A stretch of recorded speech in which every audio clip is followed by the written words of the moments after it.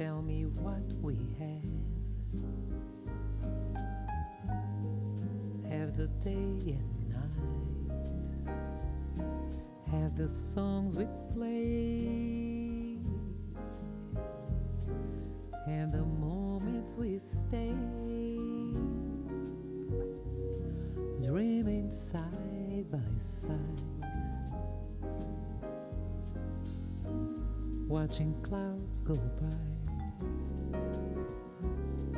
seeing pictures, writing letters, getting ready for the changes that each day will bring.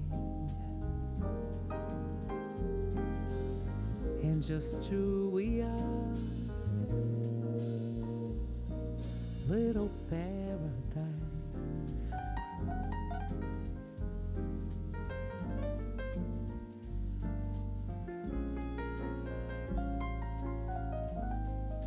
Tell me what we have the sun and moon, all of that for us, oceans, mountains, we can see them from the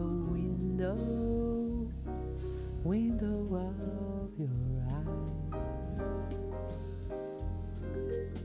And just who we are, little paradise.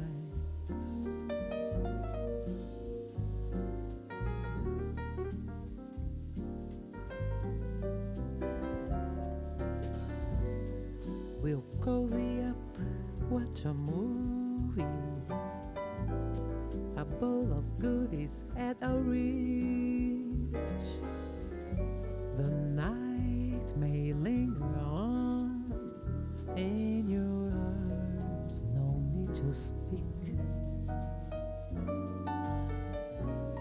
A melody comes back to me that we've heard before.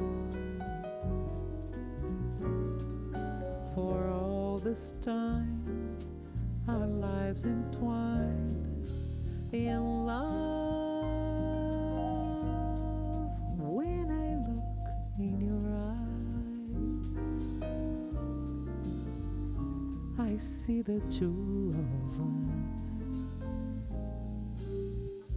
a little paradise.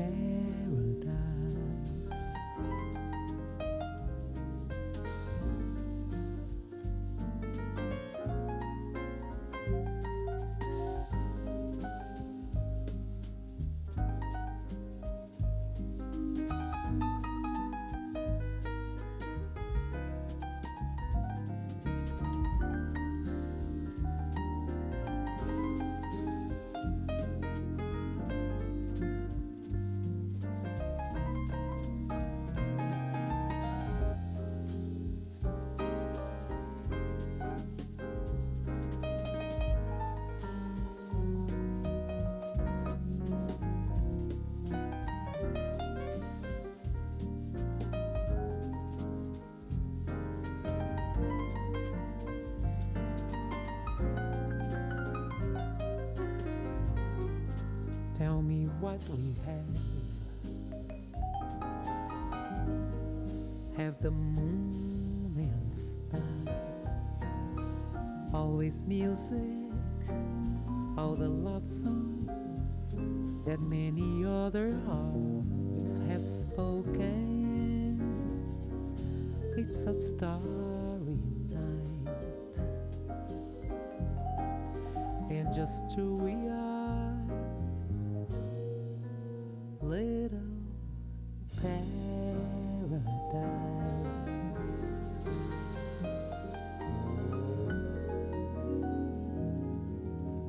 Mattina mi sono alzato e ho trovato l'invaso.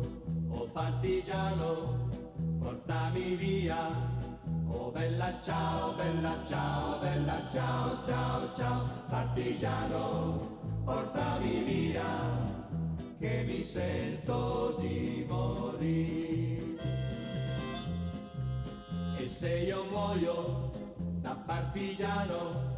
Oh bella ciao, bella ciao, bella ciao, ciao, ciao. E se muoio da partigiano, tu mi devi seppellire e seppellire lassù in montagna.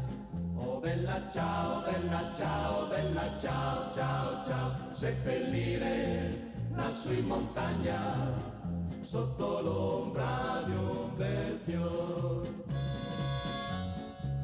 Tutte le genti che passeranno, oh bella ciao, bella ciao, bella ciao, ciao, ciao. E le genti che passeranno ti diranno che bel fior. E questo è il fiore del partigiano.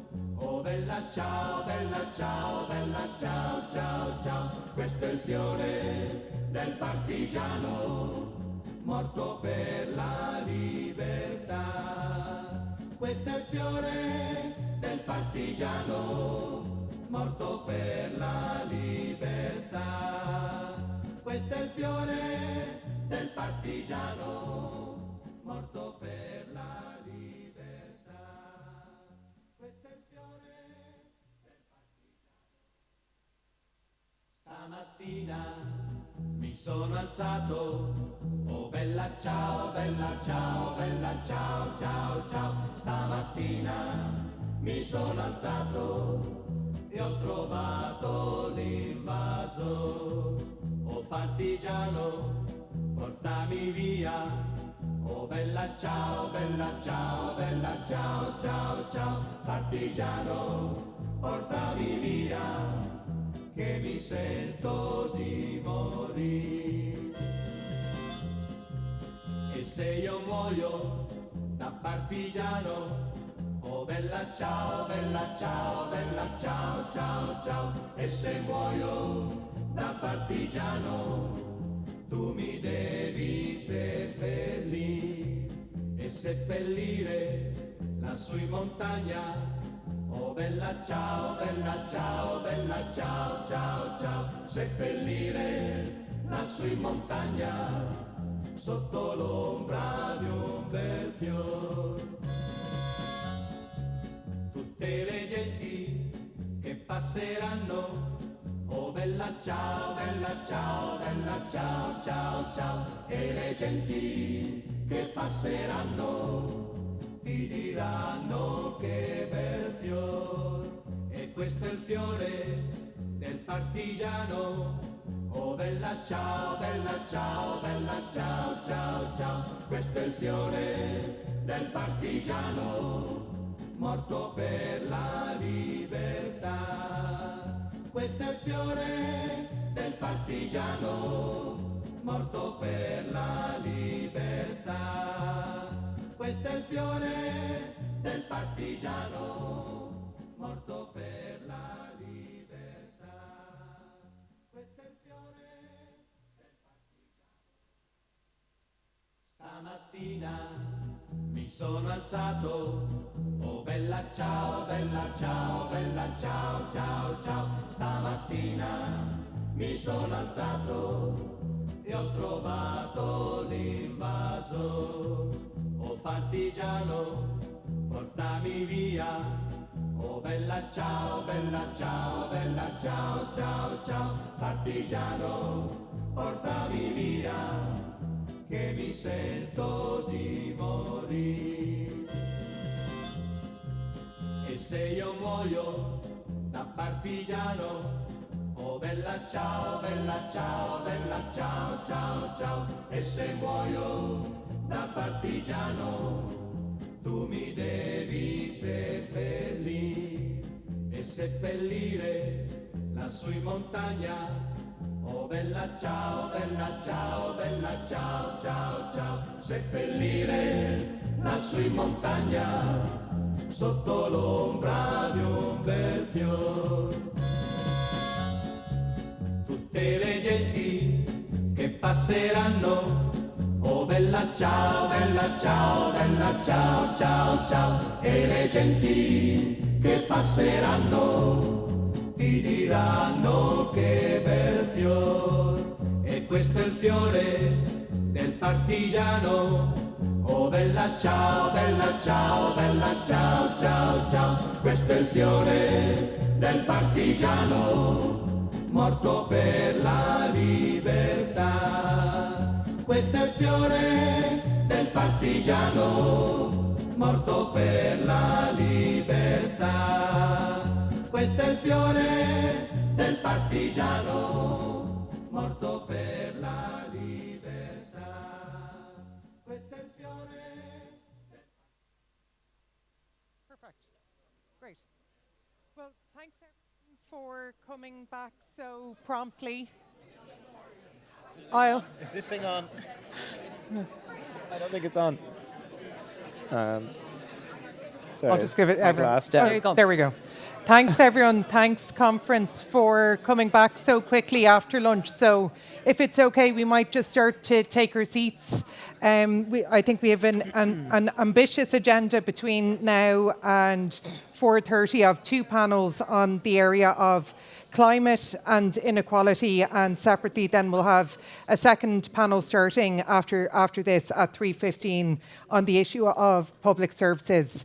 So thanks everyone for coming back to this section of Party Conference. So this afternoon we're going to speak about the policy paper on climate. So we have 3 spokespersons joining us here this afternoon. So I'll start with on my left. So we have Senator Nessa Cosgrave, who is our Labour Party spokesperson on workers' rights, on rural and community and development, as well as on Gaeltacht. Then we have Deputy Kieran Ahern, who is Labour TD for Dublin South West, and also our party spokesperson on climate, environment, energy and transport to boot. And then we have Deputy George Lawler, who's Wexford South TD, I believe, in the new constituency, or the Wexford TD, apologies, and he is spokesperson for enterprise, tourism and employment. So similar to our last panel, I'm going to just start off by asking each of the speakers an initial question. Then I'm going to go to party members to speak from the podium to the broader policy paper. And then I'm going to come back to each of our party spokespersons to contribute to the broader debate and to cover some additional topics before coming back to a further round of speakers, followed by then a vote on the policy paper to form that into a policy position for the Labour Party. So, Kieran, I might just start with yourself first. So, as a TD in a mixture, I think, of an urban and in part rural area in parts of Tallaght, you might talk to us about how we ensure robust enforcement of environmental protections and how we can bring biodiversity to our urban centres. So this is something that I think may come up quite frequently for you as a TD.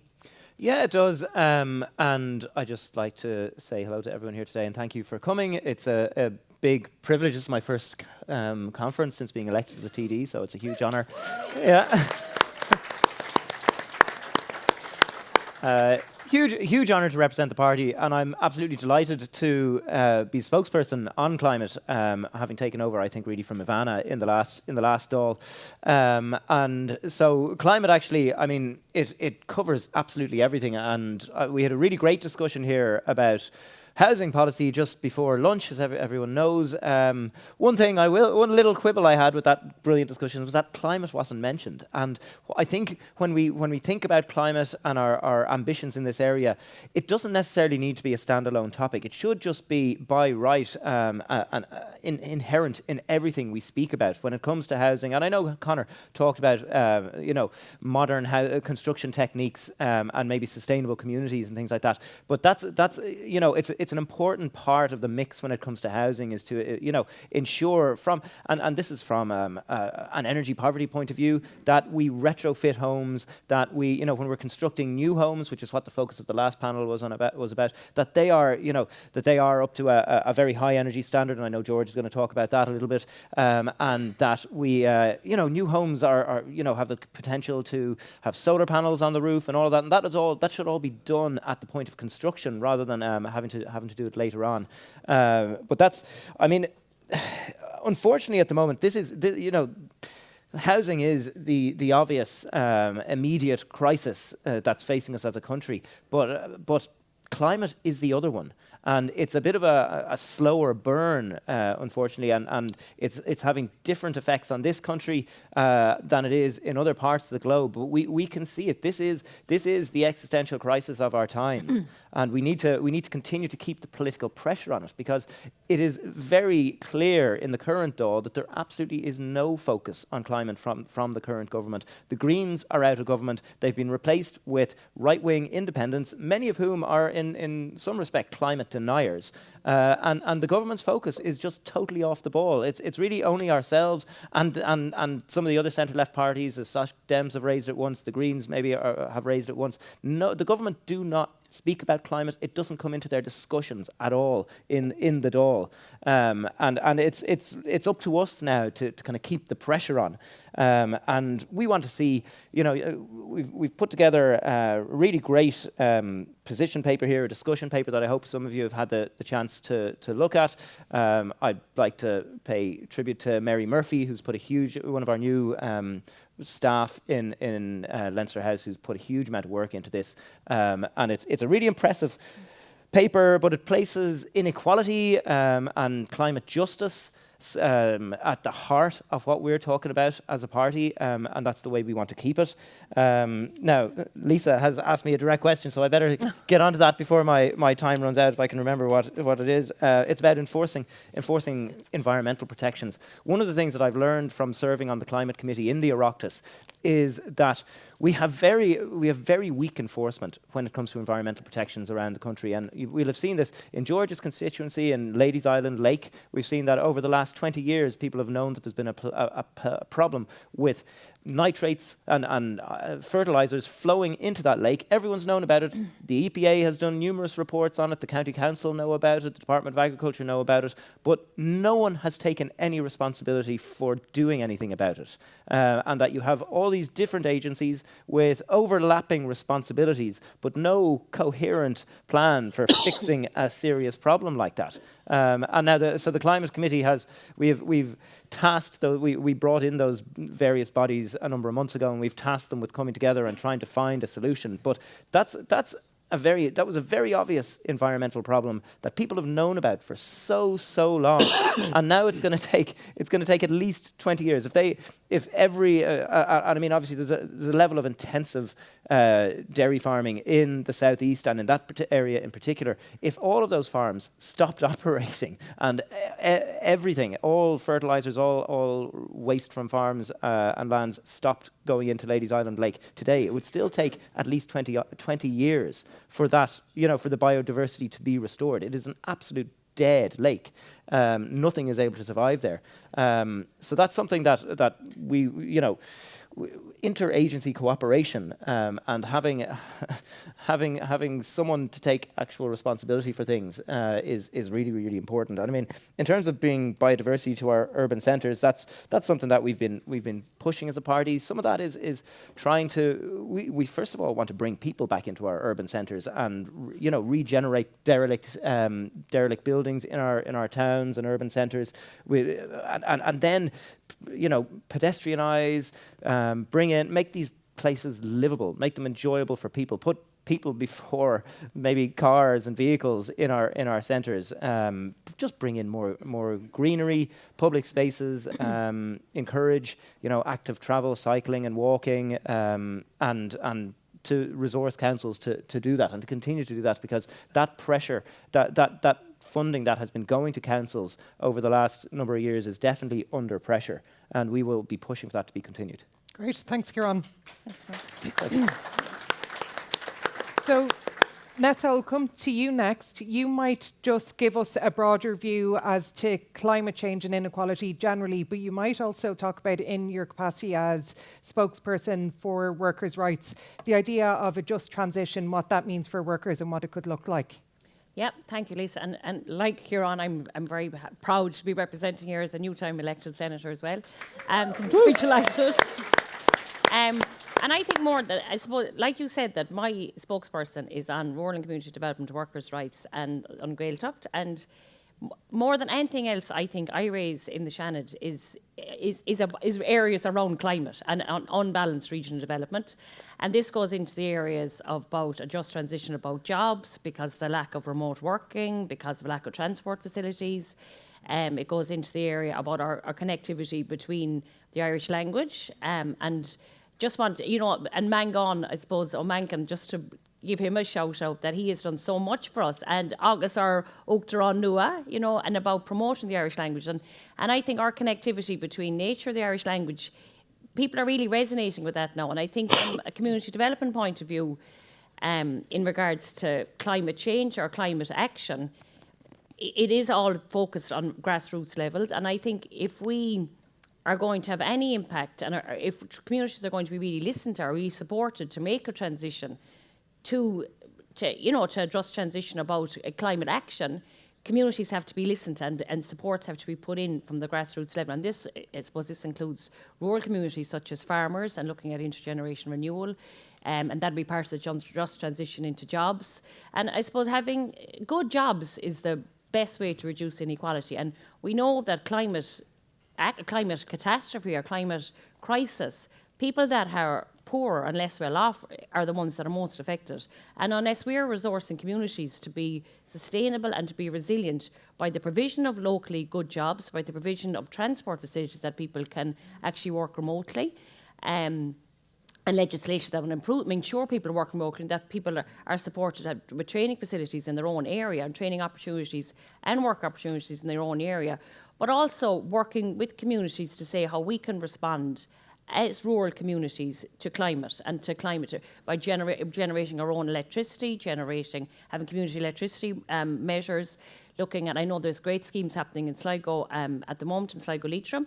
They're called LEAP. It's a local energy agent peripheral regions, and it's all down the west coast. And it's looking about how, as a county councils can work together with the ATU. This is an example now of a kind of a locally based project. Can work with the ATU in looking about bringing about cleaner jobs, looking about how to support people that want to get involved in retrofitting, how to provide information more collectively to people that actually want to have some impact on looking at, we'll say, one-stop shops all around housing and about retrofitting housing. So I think rural and community development is essential to looking at not only about having a just transition around jobs, but workers, but also about bringing communities with you. If we can't take a top-down approach, and I suppose the whole, that's what my background is in community development, and it's all about empowering communities to take responsibility, to be encouraged and supported to actually lead out on things that matter to them. And I think that's the approach that in this policy is that we have to look at a place-by-place approach, that not having a top-down approach, but a community grassroots approach to actually to climate measures within local communities. I think that as a party, I suppose we are the party of workers, and we have the weakest workers' rights in Europe. And until we can, I suppose, until the EU minimum wage directive and adequate minimum wage, and collective bargaining, I suppose, is what's holding us back as a country. There's the right to collectively bargain, and until that is actually fully implemented, we can see that poor jobs and low-paid jobs are going to be still haunting us in our communities. So I think it's all very much I didn't think more than anything else since I've been elected to the Seanad. It's areas around transport and jobs that I like, the catering cart, all those things that I spend most of my time talking about. But it's the lack of balanced development, and it's so obvious to me since I became elected that we are the only party that actually truly talk about balanced regional development and about proper investment without populism. And I totally agree with you, Kieran, that when the Green Party were in government, Minister Malcolm Nolan, I have to give him hats off to him as Minister for Nature. He did a huge amount about biodiversity and about, heritage. But this new government, they don't mention it. Climate isn't mentioned. And I don't think you can address inequalities without addressing climate, because it's going to, more and more, it's going to affect us. And disproportionately, it will affect the people that are less well off and on low incomes. Great. Thanks, Nessa. So, George, we've already started to overlap into maybe some of the areas affecting your constituency down in the southeast. But as spokesperson for enterprise and trade, you might talk to us about how do we support small and medium-sized businesses to adopt new ways of working and to empower their workers. Well, I suppose, thanks Lisa, and thanks to everyone for coming along. I suppose coming from a county like Wexford, which is at this moment inundated with water as a result of the storm that came in yesterday, and communities are being destroyed. We will probably see the town of Enniscorthy flooded in the next couple of days on the basis of the water that is formed in the upstream in the Slaney that will flow into Enniscorthy town. For 35 years, this has been a problem and an issue for the residents, the workers, everybody involved in Enniscorthy. And for I think Brendan Howland made the money available back in 2015 to actually fund a proper flood relief scheme to mitigate against the obvious climate change that was happening. So we know all too well in our communities. We also see coastal erosion playing a major role across County Wexford, where people are losing access to their homes in rural parts of Wexford. In relation to workers and low-paid workers in particular, I think certainly housing is an area that we can look at, be it in the construction of A-rated, good quality local authority housing, which we are seeing, to be fair. However, I think we need to change around some of the ways we do things. The whole retrofitting thing is going at a snail's pace.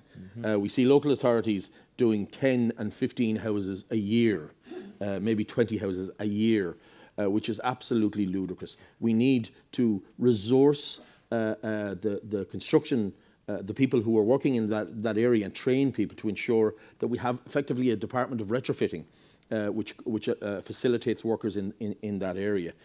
We also have these grant schemes that say to people that if you want to retrofit your house, we'll give you 50% of the grant. So in other words, if you want to spend €80,000 completely retrofitting your house to make you not dependent in any way on fossil fuels and give your fuel poverty to eliminate it, but you're also asking those people for €40,000 to put towards it, you might as well be asking those people for €1 million. So what we need is imaginative ways. And one of the things that I had proposed to Eamon Ryan is that we would have a fair deal scheme for retrofitting, where people, elderly people in particular, or people coming towards retirement, would be facilitated, just like the fair deal scheme, and their homes would be completely retrofitted, and the money would be paid back after their day from their estate, because the quality of the houses they're living in would be better, their health would be better, the value of the house that was going to be sold at the end, and the government would recoup its expenses, would be better. But we don't have any of that imagination. In the whole area of local authority housing, and this comes back to low-paid workers as well. For instance, I don't know about any other part of the country, but when they are building these top-class houses, A-rated, they don't put in solar panels. So, I mean, if someone wants to change their car from diesel or petrol to electric, the incentive isn't there, because I have a neighbour who doesn't happen to have an electric car, but he's already future-proofed himself. He's put in solar panels, and his charger is on the wall for when he does get that electric car, so he's not spending money on diesel and petrol, and the environment is really benefiting. Also, I'm looking at a town like Enniscorthy, which, as well as suffering from floods, has one of the worst air pollution problems in the country. It's in a valley, Vinegar Hill on one side, and it's in a valley, and the smoke just lies in it. Again, this is a town, and towns like it across the country, that should be zeroed in on to say, we are going to take this town and make it an example to the rest of the country as to how we can improve the fuel poverty situation, and how we can improve the health of people and workers, and really make a difference to people's lives. In the whole area of biodiversity and ecology, ironically, Kieran, I was 20 years a member of Wexford County Council, and nobody ever mentioned the pollution in Ladies Island Lake. Nobody ever mentioned it. It was never raised, despite the fact that we have local. I think it's no secret, and it won't surprise anyone. We don't have a Labour representative in that municipal district, but we do have councillors who claim the improvements in roads, the extra footpaths, the street lighting. But when it comes to the climate change issue and the destruction and the death of the local beauty, which is our Ladies Island Lake is a beautiful area. when the death of that comes about, it's someone else's problem. Labour are the only party that would take this seriously and do something about it, and we didn't know about it until it was dead. And that is something that we, in Wexford should be hanging our heads in shame for. In the area of farming, tillage, for instance, is the one sector within the farming community that is the lowest emitter of carbon by far. And it is the one area of farming where incomes are on the floor. Yeah. We should be supporting tillage farmers in particular, because the beef farmers they're doing okay at the minute, ebbs and flows. But I mean, I think we have to work with the farming community, because coming from a rural county, we just can't eliminate people's heritage, history, livelihoods without working with them. And I think that's something we should focus on. But certainly supports for areas like the tillage sector, which are almost zero or carbon neutral, should be something that could be worked on. Thanks. Can I well done. Kieran.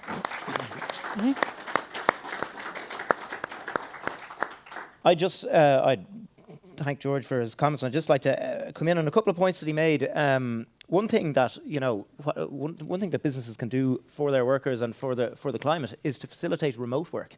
And remote work is, it's under pressure at the moment. People are being forced back to the office. You've got tax exile billionaires telling us how to run our country. But when people aren't commuting, when they aren't driving in and out of the office every day, that in itself is a climate measure. That tax exile who lives in Portugal or somewhere, is it? Doesn't want people to work remotely. Sorry, yeah, bit ironic. context, yeah. So that's that's the discussion that's being had at the moment. We want, we are the party of work and workers' rights. The current remote working law is very much, it's really a charter for employers to say no to remote work. I'd like to see us strengthening that and to give a real right to remote work. But that's something, it's something that's not often talked about as a climate measure. It is a climate measure. And we should always remember that when we're talking about it.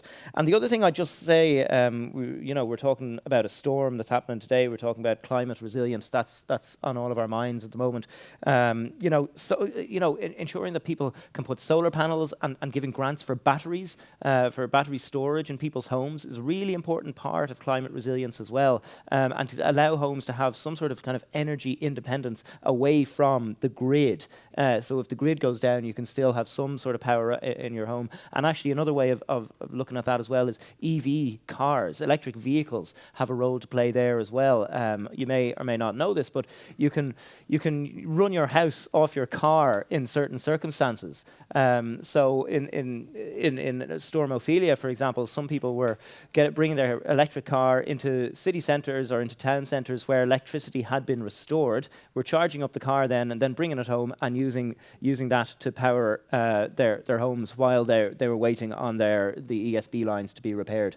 So grants for EVs are not brilliant at the moment. They have been reduced, and I do think, and the Climate Change Advisory Council and IFAC have both advised that increasing the grants and the availability of EVs and maybe disincentivizing the sale of fossil fuel vehicles is what we should be focusing on now as well. Thanks, Kieran. So, Nessa, I think I just wanted to go in quickly about the contradictions of the government at the moment when they talk about ESB power lines. So this is an area, I suppose, and I was just talking to Councillor Chicken Brennan down there about this as well, about the effects of storms that.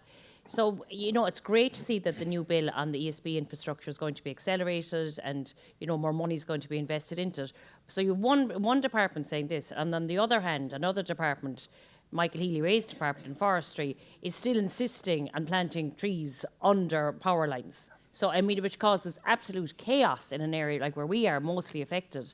Like, it took 3 weeks for power to be restored to over 300 houses during the Storm Owen. So, I think there's no joint-up thinking within the current government around climate action or around climate measure responses, because that is a complete contradiction. It's like robbing Peter to pay Paul. And again, I think there are areas that we can we are calling out as a party to say, this is inconsistent, this is not, you can't do that. You can't, it's going to happen over and over again, that the effect of storms, because we know, it's more and more of an occurrence. And unless we actually put in some measures to say you cannot build trees under power lines, it's going to have to keep happening over and over again. And it's the same families and the same people that are being impacted by this. I think another thing we need to get real about in this country is proper public transport. not just in the urban areas, but right throughout rural Ireland, where we're not so bad in Wexford, but we have communities that are literally stripped away from the rest of their, because of the lack of proper public transport. And it doesn't have to be big double-decker buses, just the availability of rural transport in particular. We've sectors of Ireland that are cut off and feel rudderless and have no role to play in their outside their communities, or even workers transporting themselves into their workforce. It's forcing people into cars right across the country, and that's something we have to really get real about. We also see, of course, in Dublin where we have ghost buses and phantom buses or whatever you call it, but proper investment in public transport is needed right across the board. And that, George. So I'm going to move now to, because I know there's a line of people interested to come up and speak. A lot of very interesting topics and still a number of items to come back to. So I'll come back to you, Ciarán, first. We'll just take the speakers next. So I think the first speaker I have is Natasha. So you have 3 minutes if you could just introduce yourself and your constituency. Thank you. So, Natasha Ware-Brown, Dublin Bay South. Now, first of all, I'd like to start by congratulating Ciarán and Mary, was it, for this really excellent paper. Now, I'm even older, much older than Éoin.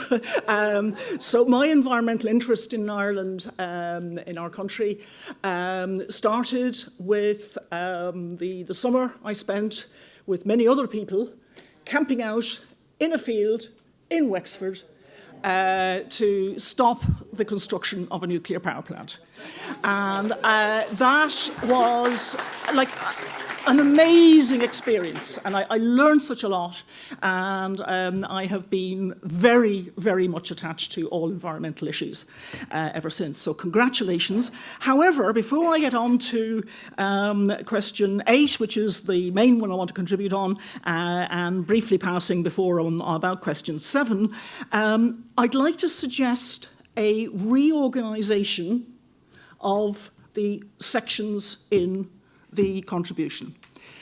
First of all, I would like a healthier environment for healthier people. Added should be, and a healthier planet. We should have a little extra section there on everything that has been done and is being done at the moment in Europe, and of course, what is happening on the COP level. We're not a little island, looking after ourselves. This is a global issue, and we need to show that as a party we understand that it's a global issue. And there's so many things that have happened in Europe, and at the moment there's a European project that's carrying on till 2027, looking at how we can bring people much more closely involved in the processes of climate change and energy matters, particularly wind energy matters, etc. So that's the first thing. George Lawler there had the most fantastic idea, which I'd never heard of before, of a fair deal for retrofitting. I'd like to see that in here, because then when we start to produce our costings for the next alternative budget, we can put it in. And that's what we need to do. We need to start talking about that now to prepare for 2029. So that would be my first point. My next point would be, I think, yes, good jobs in the green economy should be the second point, because we are, after all, a socialist party. We're here for the working people of Ireland.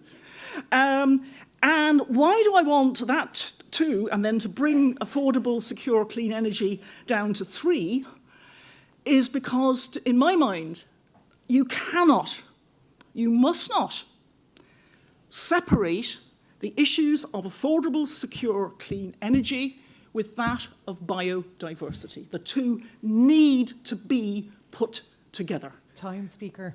Okay, fine. So that's the main thing. Thank you. Natasha. Thanks, Natasha. I didn't expect you to stop so abruptly, so thanks, comrade. So next we have Adrian Kane. Thanks, Chair. Adrian Kane, Cork, South Central and SIP2. I just want to say a few words in relation to this concept of just transition.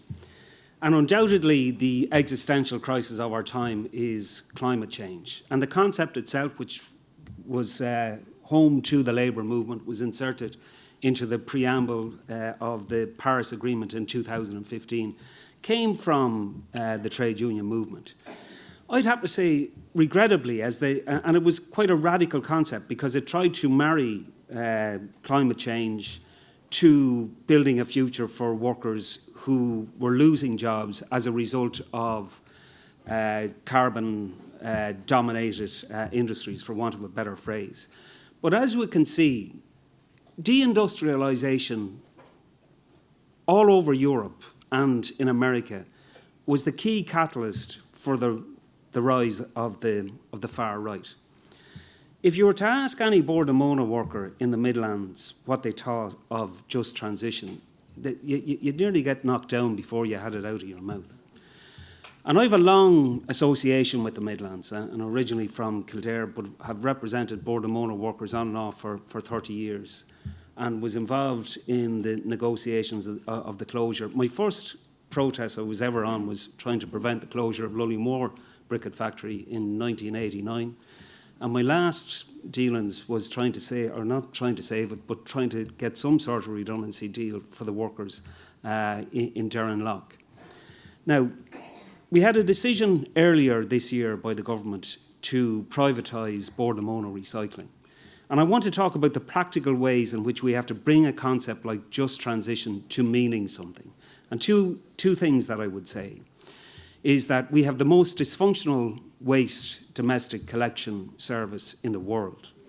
There is no other country in Europe has what you would call side-by-side competition. It's essentially the Wild West. It's a kind of fundamentalist free market model that we have. We have argued for a side-by-side competition ultimately to bring about remunicipalisation.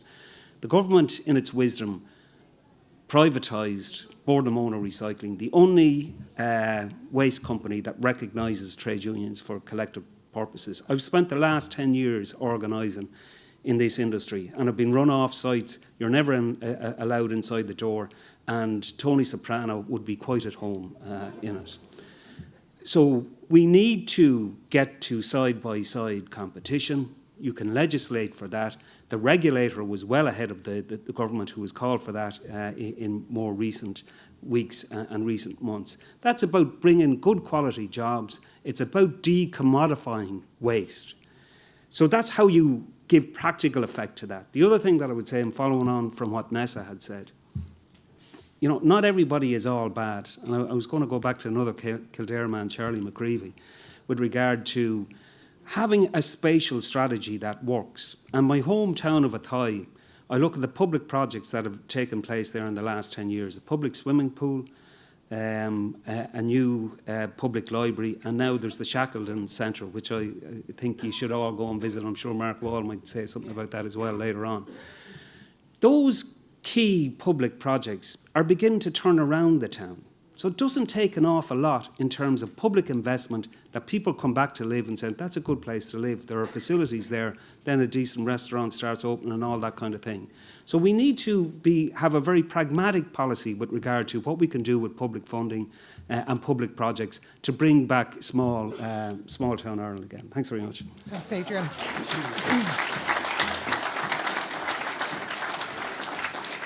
The next speaker then, Evie Nevin. I'm back again. Hello. As I previously mentioned, I am down in West Cork, so fairly rural. And the thing about rural Ireland, it gets an awful lot of flack around environmental issues. But we are also the area that gets ignored the most by government when it comes to funding. And looking after our farmers, for example, there's so many farmers who do want to move to greener practices, but they're not getting the short and long-term incentives to get them to move there. And another issue, especially with rural Ireland, is we're losing our biodiversity. And Ivana will know this. There's an area near Clonakilty called Shannon Vale that their only green area is covered in sewage, that there's a leak, it's their only green area, it's going into the water, and this has been going on for the bones of 30 years. During the local elections, I contacted Irish Water, the council, and the EPA, and it's amazing when you get people together at the table, things happen. And now we're seeing light at the end of the tunnel for these people in Shannonville. But just in terms, because I'm out and I'm around farmers, and in regards to biodiversity, and it's during the presidential campaign, the Fine Gael candidate talked about fox hunting and how it's a rural pursuit. People in rural Ireland don't need fox hunting. We need public transport. We need green areas, and we need to be looked after and proper funding so that we can support our farmers, so that people who are living in rural areas don't have to depend on cars.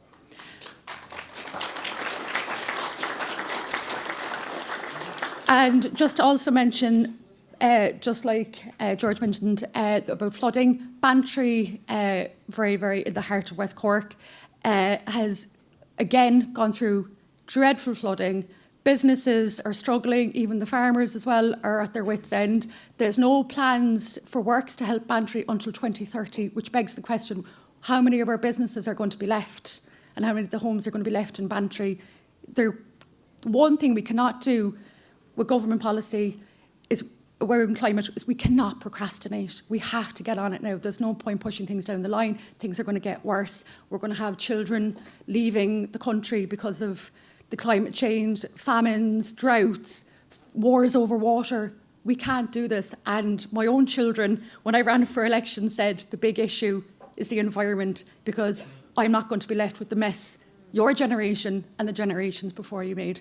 So, yeah, we need to look after rural Ireland, particularly about biodiversity. And I would also ask people to support the ban on fox hunting, because I see it all the time in my own area, with foxes running through my garden, terrified for their lives, and the hares as well. And it's actually heartbreaking, but it's also affecting the other wildlife in the area. Thank you. Thanks, Evie. I'll take the next speaker.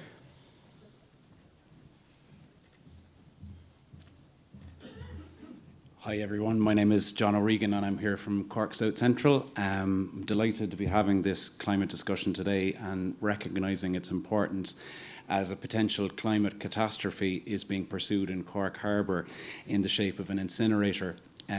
24 years after first applying, and despite numerous rejections, Indaver are back again looking to build a facility in Ringaskiddy.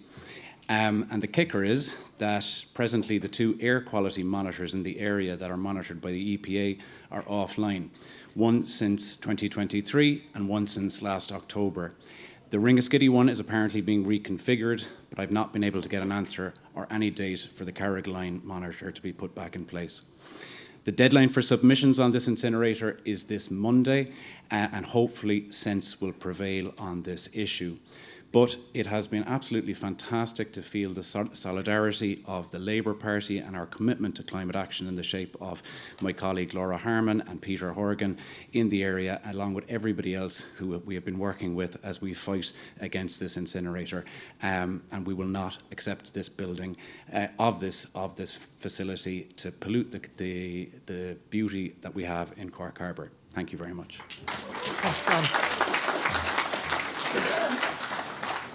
Thanks, John. So I'll take the next speaker then. Good evening. Excuse me.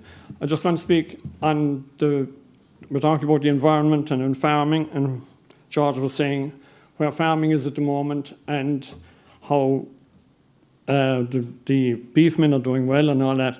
I want to talk to you about Mercosur.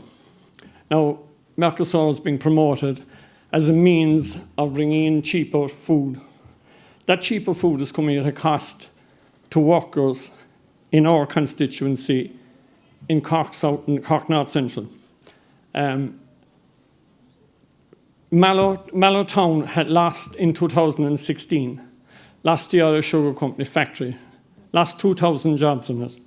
A year later, it lost Nestlé's factory, 250 jobs gone. If this comes in, the meat factories in the localities will be decimated. The EU are promoting it as cheaper beef. It's cheaper beef at a cost to our workers, a cost to the workers in the countries that are coming for under extremely bad conditions, coming through from a country expanding its meat industry and cutting down trees in rainforests, cutting down the size of Munster to produce the beef. We have, at the moment, we have 11 TDs.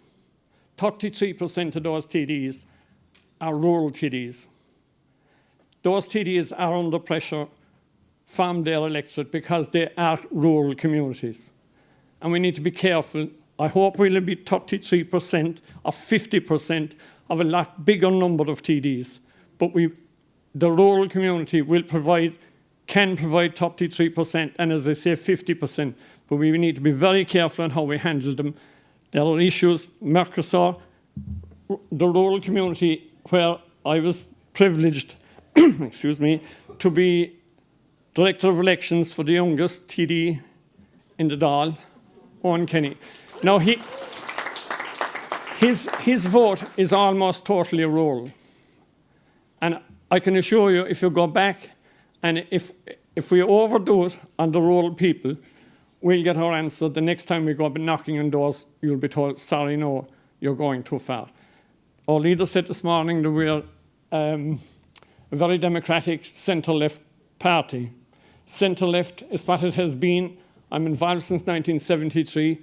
Every government that was, when the country was in trouble, the party that were in there to help it out was Labour. And that will happen again. But we cannot and must not disown the rural community for to go the extreme. And there are issues coming up, and we need to handle them very carefully. And I include in those country pursuits. We need to be careful of what we do. We're talking to people who are voting for us in 4s and 5s, people that have their family industries and their work is tied up to people that are involved in that. And they will cut you dead if you don't support them. Thank you. Thanks. Thank you. So next person then I have is Alison O'Connor. So if you could just give your name and constituency. Hi folks, Alison O'Donoghue, Dublin O'Donoghue, South Central. Sorry, apologies for misnaming you. Alison O'Donoghue, apologies. You don't know who I am, oh my gosh. I'm thrilled that we have an updated policy on climate action. There's 3 main points I want to make. 3. One is to make national parks a priority. There are parks, we already have them. They are reservoirs of biodiversity in this country. Unfortunately, they are overpopulated with deer, sheep and goats are allowed to munch away at them, and those creatures do need to be curtailed within the national parks to allow nature do its thing. Nature will restore itself if it's allowed. I live in an area that has the least green space per person in the state. And in Dublin South Central, we have 1 bin lid per person in green space. For urban restoration, the National Pollinator Plan has excellent resources available for gardens and urban gardens. And the back of a school, the back of a church, around the local Garda station, they've got great resources already available. Do look at their website, it's fantastic stuff. So ban tidy gardens.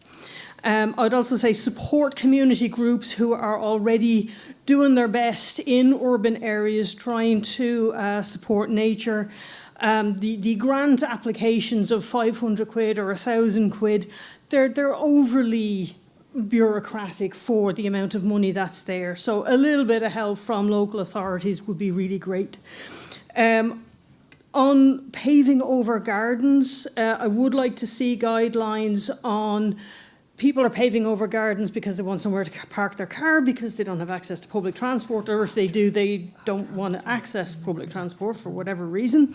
But we do need to make sure that gardens are permeable as a flood prevention measure, and we need to make sure that we've got 1 metre width of either side of a garden to allow some planting to be continued. So having completely paved over or tarmacked over gardens is actually wrecking biodiversity in cities. One of the main things, though, I'm thrilled to have in this document is to see that emergency preparedness is included. There's 3,000 people in the country today without electricity because of the orange alert we had last night. Storm Eowyn saw something like 750,000 people without electricity. It took 3 weeks for the last person to be reconnected. Everyone needs to have 72 hours to be able to have, everyone needs to have an emergency kit of 72 hours without access to water, internet, or power. So that's 2 to 4 litres of water per person, a battery-operated radio, 10 to 20,000 milliamp power banks, and shelf-stable food. Everyone needs that. Every household needs that. We also need to have 2 weeks of pantry supplies, especially if you have a specialised diet, if you're celiac, or if you have another medical diet. Wherever you are might be fine, but if, like the ferries couldn't dock last night in Holyhead, so there could be supply disruption. Time, Speaker. One more. And the other thing then is we do need to support people who are reliant on medical devices such as CPAP machines, oxygen compressors, nebulizers. There are battery types that can support those devices, but if you are without power and you are reliant on them, it becomes a life and death issue. So we do need to do a lot more work in the emergency preparedness area. Thanks, Alison. I'll take Joe as the next speaker, and then I'm going to come back to the panels, and I'll come back then to the further speakers who are looking to come in. So, Joe, thank you very much, Chair. I want to first of all say thanks very much to Kieran and Nessa and George. It's been a very, very interesting, really, really important discussion paper, and it's something that I think is really important, valuable going forward. Because as we're speaking, the COP conference is happening in Brazil, and it's the annual conference where people go to discuss issues. Many of the issues we've been talking about are local ones to Ireland. And we often think of Ireland as just being the island itself. One of the most interesting pictures I ever saw a number of years ago was produced by the Marine Institute, and it shows our national waters. And the real map of Ireland gives us an extension onto the continental shelf that's something like about 7 or 8 or 9 times actually the landmass of our area. And there's huge pressure, of course, obviously, to exploit the resources that are there. And we tend to think of ourselves just as being local and small.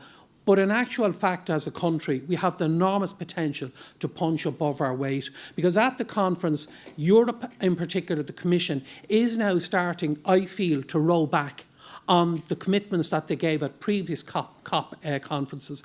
And there's a real need on the part of the Commission to strengthen, because there are the deniers, the Trumps, and the people in countries that want to push these limits back out further.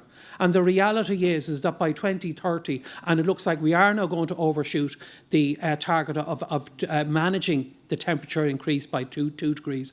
We're going to overshoot that, and they don't really seem to have problems. And this is, I think, where it comes back to what I feel we have a really important role next year, because at this time next year, Ireland will be the chair of the presidency of the European Commission.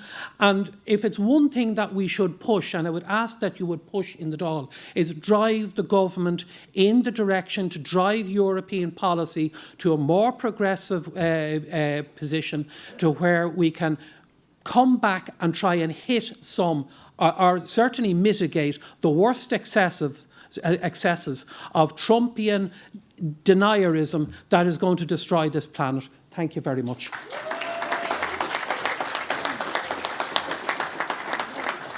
Thanks, Joe, and you got a standing ovation as well to boot. So if the speakers could just bear with me for 1 second, I'll just come back to Kieran, Nessa and George just to give some further views maybe to the debate. So Kieran, you might just respond generally. Also, George made a really interesting point earlier around fossil fuels, so that might come up as well in the course of the We've a lot to cover.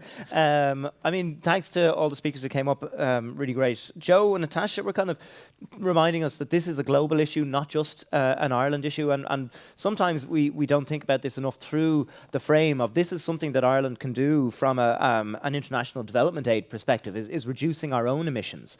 And we aren't reducing our emissions at home enough. You know, we're actually going backwards when it comes to our targets to reduce emissions. In 2023, we reduced emissions by 7%.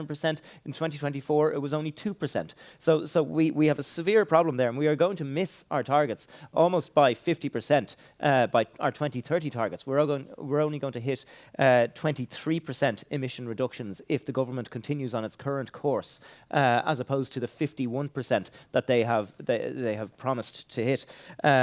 And one thing that the government is trying to do, and again, this is from a selfish Irish, let's just continue the status quo perspective. The government actually wants to change how we even measure our climate emissions. They want to go from something called the Paris test to a climate neutrality, or to a temperature neutrality test, which essentially allows us to continue emitting at current levels and punishes developing countries who aren't currently at the same level of emissions, and it basically bakes in our existing emission levels. It's a test for measuring emissions that was conceived in New Zealand, where they have a very large agricultural sector, and it's something that's being adopted here by the Irish government, possibly at the behest of the IFA and other actors like that, and it is to allow us to basically juke the stats, cheat on our test, and in terms of our emissions. And it's something that I'm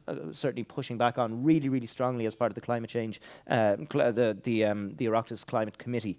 I can talk to anyone about that afterwards if they'd like to. It's technical enough.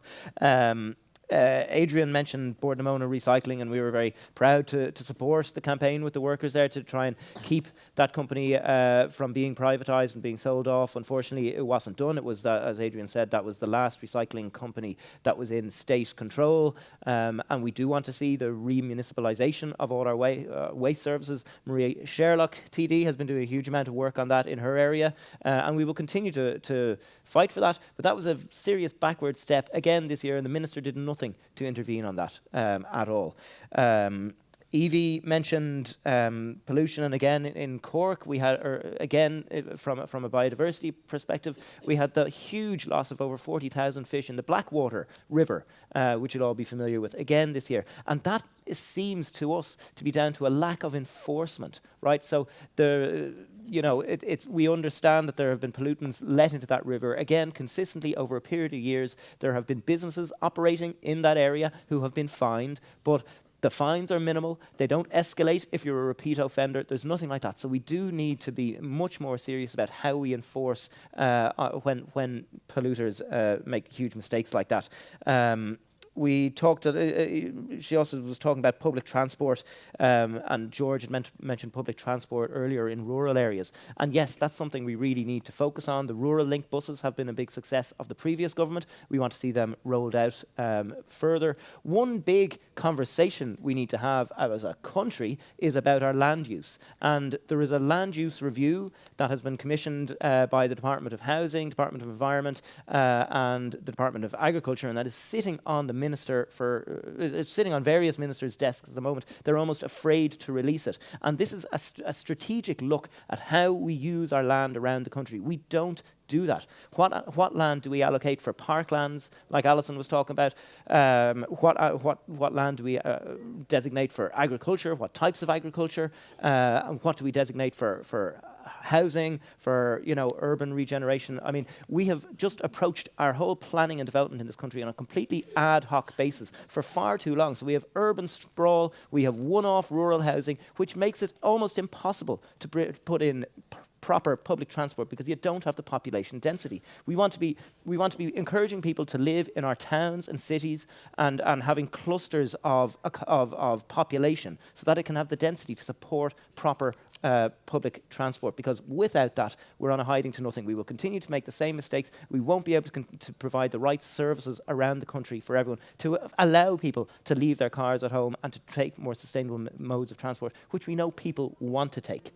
So that's a big. The land use review is something to look for over the next few months. The Minister has promised us a debate in the Dáil on it and to go to the committee. So it's something that we'll be really looking out for over the next few weeks. And I'll let someone else come in now. Great. Nessa.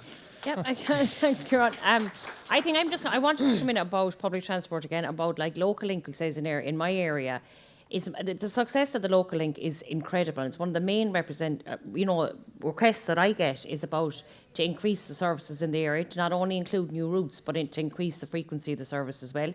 And again, this is how community development comes into how we're going to address climate chaos or climate and in a way of climate action is that it's the community groups are coming together, they're meeting up together, they're figuring out new routes.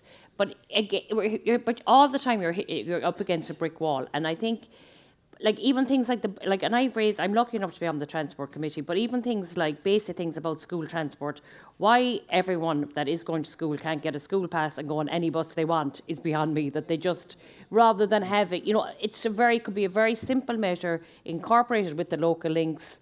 And if you need to go to school, you need to go to school regardless of your distance to school, the kilometres. It's such a waste of time, and it's an awful lot of stress for parents about not being able to get a place on a bus. Whereas if they were using the whole connectivity between rural links, bus air and buses and school transport, if someone needs to go to school, they just get up, they use their pass and they get on a school bus. So I think the area, what you said, Kieran, there about supporting, we need to work with farmers, and I think working around land use. And there's a lot of farmers, particularly around, if you want to have a generational, if you are encouraging more generation renewal on farms, it's looking at diversification into moving away from monocrops, and it's looking, and I think I get that as a lot of representatives. I'm as a lot of reps coming towards me. I was blown away when I got elected first that small family farmers in the northwest were approaching me, and I was thinking, why aren't you talking to Fianna Fáil and Fine Gael? These are the local IFA groups. It was like, these are the ones that represent you, but they're not feeling they're being represented by the IFA. And I think they are not being honest about the nitrates derogation. I think big parties are not being honest about that. Yep. I think they're not being honest about Mercosur, and I think there's a bit of a trade-off going on, this kind of hidden thing saying, we let the derogation go ahead if you agree to Mercosur. I think that there's a big... there's a lot of dishonesty around, and I think particularly parties like Independent Ireland are doing really well in rural areas. And climate, look at one of the Healy Rays is completely climate change denier. So, I just think people are not being honest, and I think people in rural Ireland want that. I have to give huge credit to Marie Sherlock here about her work around remote working and the right to flexible work. That is going to, if we really want to look at reducing emissions and getting people out of their cars, is that people are able to stay and work in their own localities. And if you need to go to Dublin, a couple of days a week, that we proper transport infrastructures and not trains that take 3.5 hours until I go to Dublin with no catering card. But that they're too slow. But if we had the actual right to flexible work or the right to remote work, those provisions would have to be put in place. And in fairness, Marie has done massive work around that. But again, there's a government that's not willing. Maybe it's driven by lobbying from the motor industry, that people want, it's consistently that people are wanting to be stuck in their cars. So that's kind of it. Thanks, Nessa. And thanks, George. Nice, Lisa. Yeah, just a few comments on Natasha. Thank you very much for your presence in Carnsore Point all those years ago. I think it was 1978, 1979. There's a funny, well, I thought it was funny, a story about a local lady who was quite religious when it came to applying for the second Carnsore Point demonstration, of which 40,000 people turned up to the first one and they expected 4, so that presented a few difficulties. But a local lady at a local meeting said that she'd rather have the flesh fall off her bones from radiation than witness the fornication that went on the previous year. So, Natasha, thanks for your presence in Carnsore, and I hope you enjoyed it.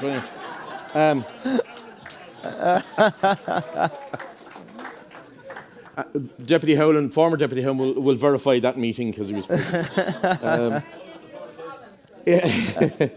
Adrian Kane, absolutely agree with you. Remunicipalisation. I think it's exactly what the Labour Party should be about: getting our local services back in our local hands and not having barons, waste barons, make millions on the strength of it. Also in the area 100% with public projects. I was a staunch, committed member of Wexford County Council, as I said earlier, for 20 years, and I supported public investment in public projects time and time again. I was also a small business owner, never ever voted against a decrease in commercial rates because I saw what the investment of the commercial rates in local activities meant. For instance, I was PRO Flag Ceoil na HÉireann, and we pushed through a 3% increase on commercial rates so that Wexford County Council could be the driving force of that massive public project. It was the most successful Flag Ceoil na HÉireann ever, with 800,000 people coming to Wexford, and it was driven. It was nearly as good as Drogheda. Sligo. So investment in public service is huge. Evie and rural public transit, my parliamentary assistant, myself, John Caulfield, travelled around on the local link, and it wasn't just about getting from point A to point B. It was about getting people out, interacting with people in their community. Sometimes it was the only chance every week they had to socialise, to be part of their community, to meet people. So it's not just about the transport, it's about social interaction, engagement. Pat, in relation to Mercosur, I think is a party we have to have a serious look at this, because if we're talking globally as well, I mean, there's workers' rights must be looked at, you know, in terms of in the area of South America. They're cutting down rainforests to produce more land, to produce this cheap beef, to keep Ursula von der Leyen happy for the cheap burgers to go into Germany. It's something we have to take a serious look at a Labour Party as well. Alison, the national parks, absolutely, and certainly the maintenance of the deer and the various different wildlife. I think we have to have a serious look at that as well, because it is causing difficulties. I would also like to see, and you mentioned about the lack of green space in your area, a serious look at a national allotment scheme, because even in a place like Wexford Town, which is a rural town, we have great difficulty in securing public land for allotments that people are crying out, people living in urban areas but really want to get involved in growing their own produce and growing their own food, and from a mental health point of view, it's hugely beneficial as well. So those are something that I think the Labour Party really could play a major role in. Great. Thanks, George. So I have a few speakers looking to come in, so I'll take the first speaker. Hello, Louise Keane, Dublin Bay South. Hi. So I want to talk about an idea we discussed this week at our branch meeting about overconsumption, and I guess it's difficult to tackle overconsumption through behaviour change of like taxes and consumption taxes that are inflationary when we have a cost of living crisis. But some things are too cheap. And we're getting, there's Amazon packages being delivered to every second house, and so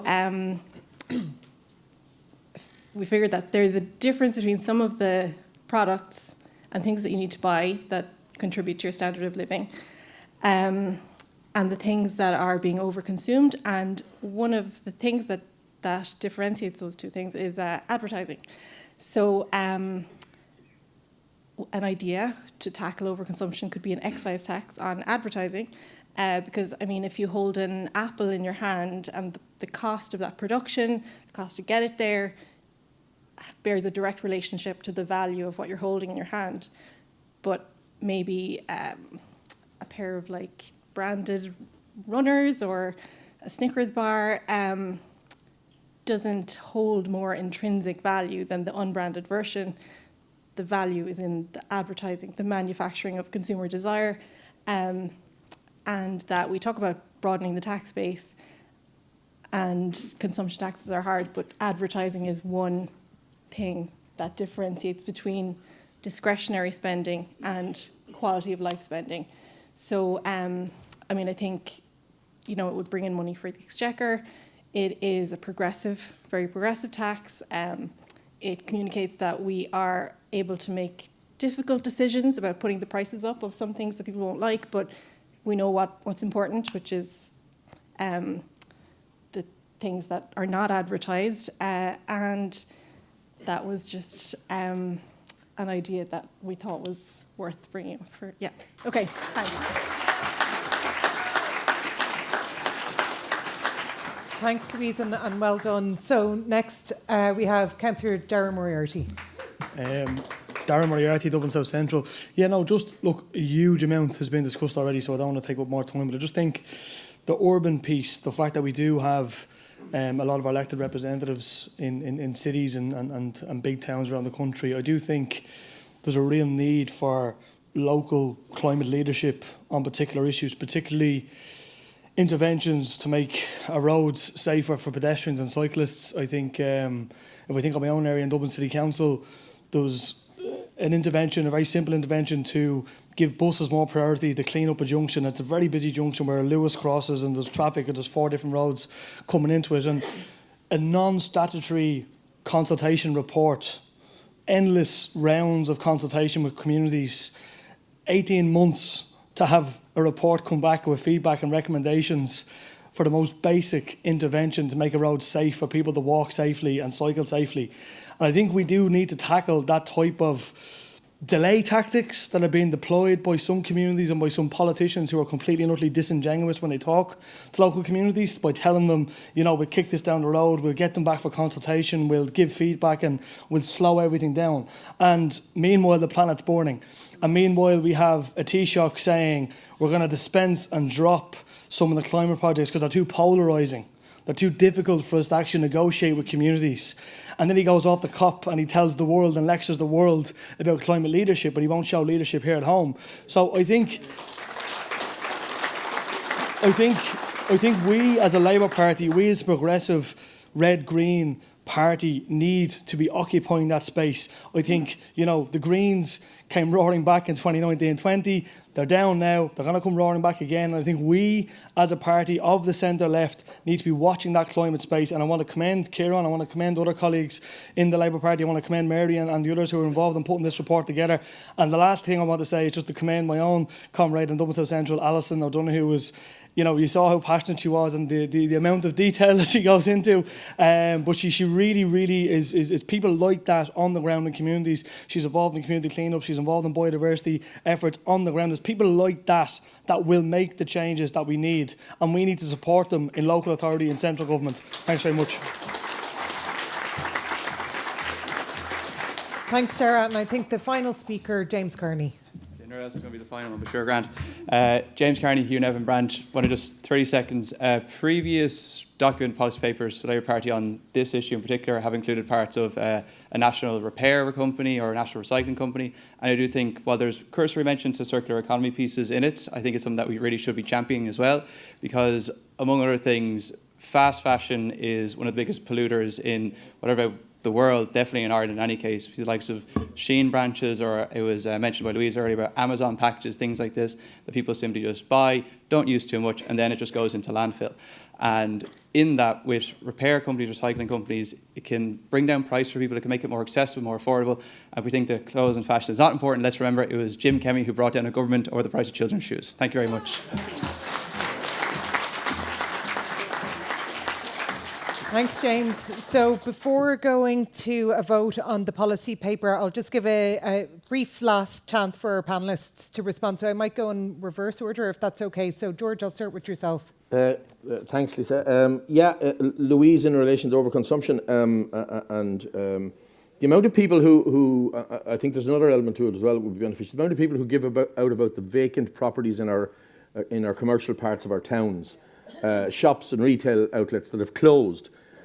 And the same people are probably on Timo and Shein that night purchasing on the internet. I think we need a culture change. We need to encourage local businesses and local retail outlets to be embraced again by the community, because the internet has taken over, and the fast fashion that James referred to is certainly something that needs to be reversed and looked at, and more indigenous thoughts, if you like, are I think crucial to how we will go about reinvigorating our town centres, because we've lost too much of it to the internet, and I think that's on a day-to-day basis.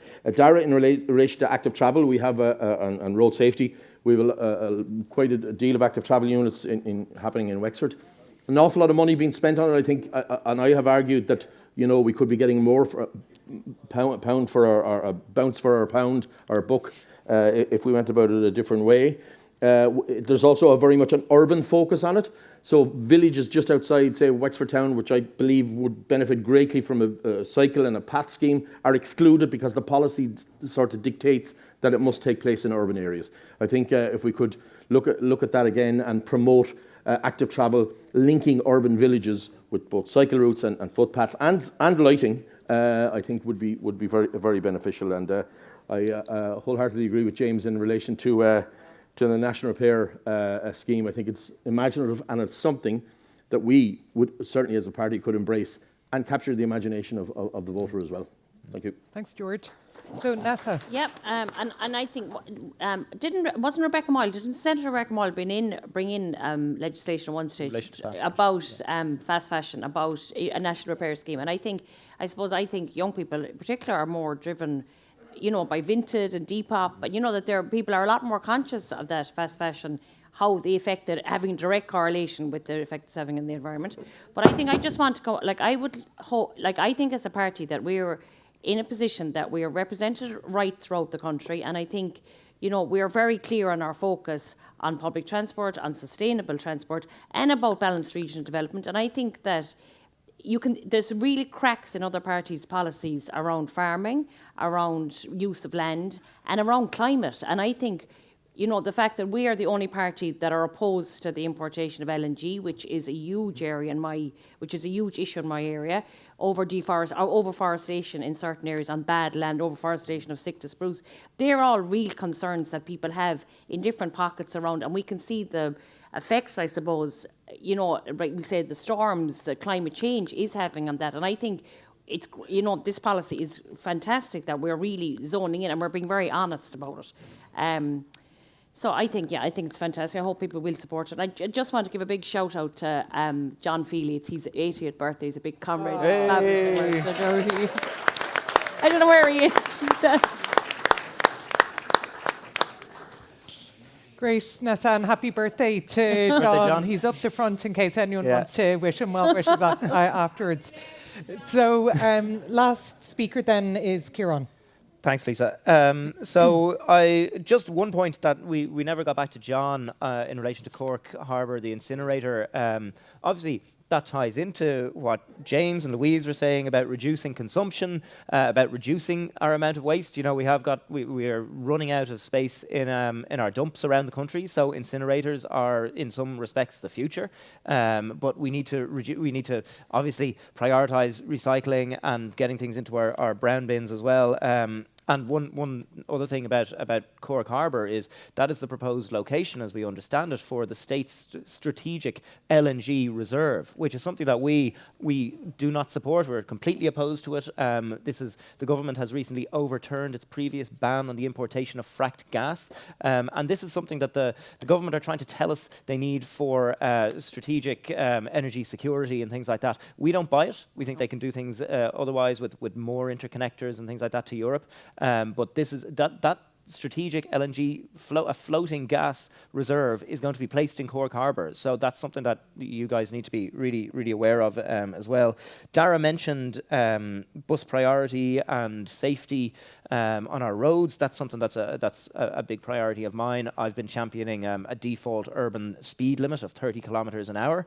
And in terms of bus priority and prioritising our public transport in general, even this week, Dublin Bus have been speaking about this for ages. The CEO of Dublin Bus is on the airwaves every single week saying we need prioritisation on our roads. We want protected bus corridors with prioritisation of traffic lights and with no encroachment. And even last week, the head of the Climate Change Advisory Council said the exact same thing. She said, if you want people to take public transport, you need to give it priority on our roads. We have limited road space. We need to reallocate it for public transport. That is difficult. They are difficult decisions for local authorities to make, absolutely. But we need to be leading on that and really prioritising public transport over everything else if we want to get people out of their cars, if we want to do anything to reduce our transport emissions, which are stubbornly high.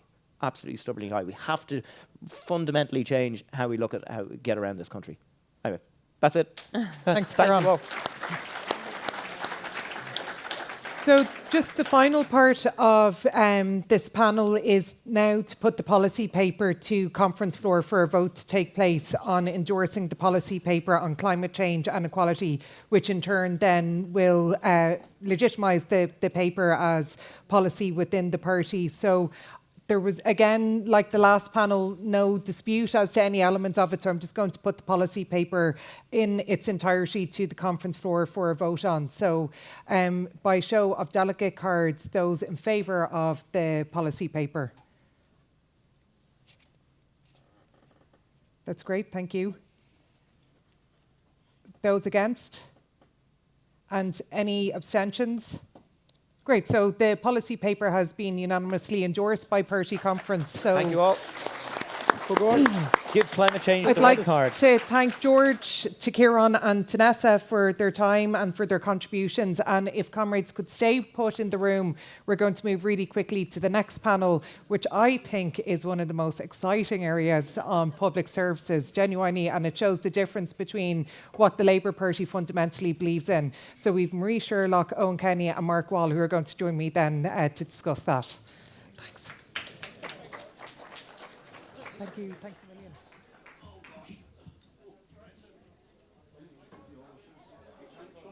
I was listening, she was drawing pictures.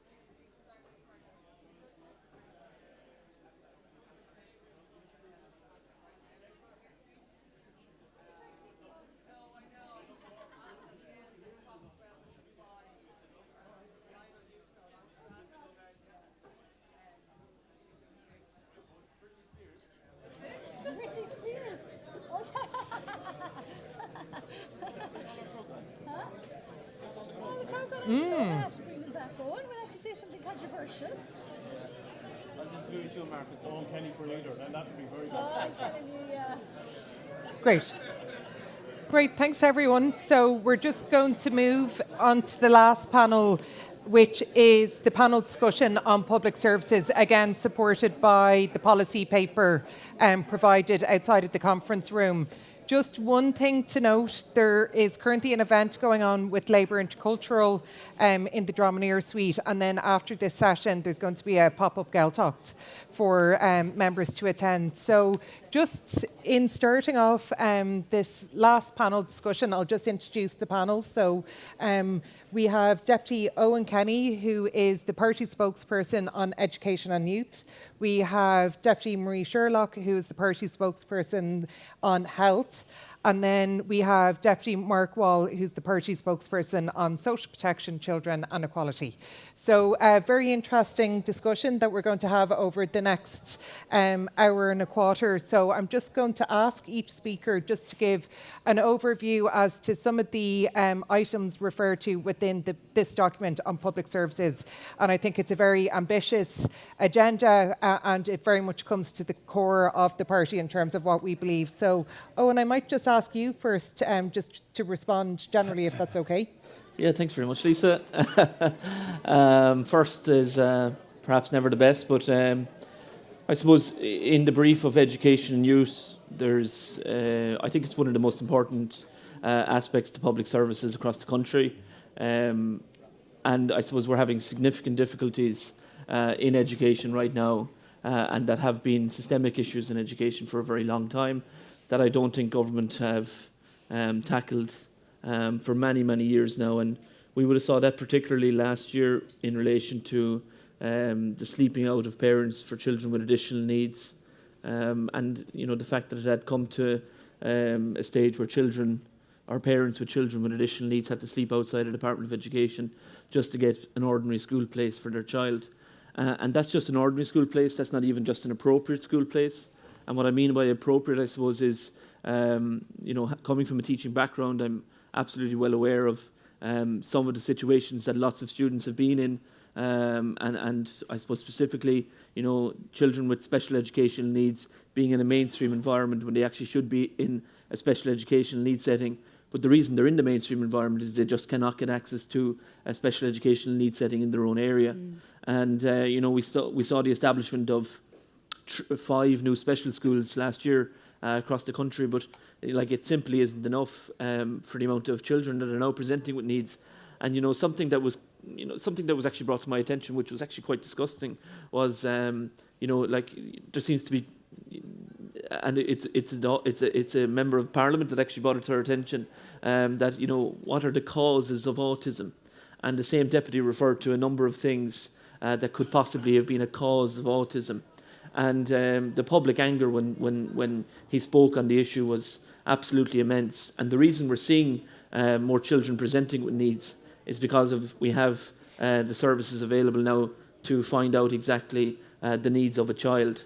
But the fact that in Ireland, so prosperous, we can't provide them with the correct, appropriate school place.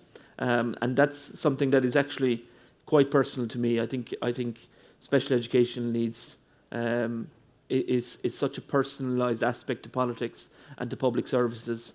And it's something that I'm extremely passionate about, and the Labour Party are absolutely to the forefront of it. And, you know, we led on the campaign to prioritise children across the country to make sure that they had access to a school place.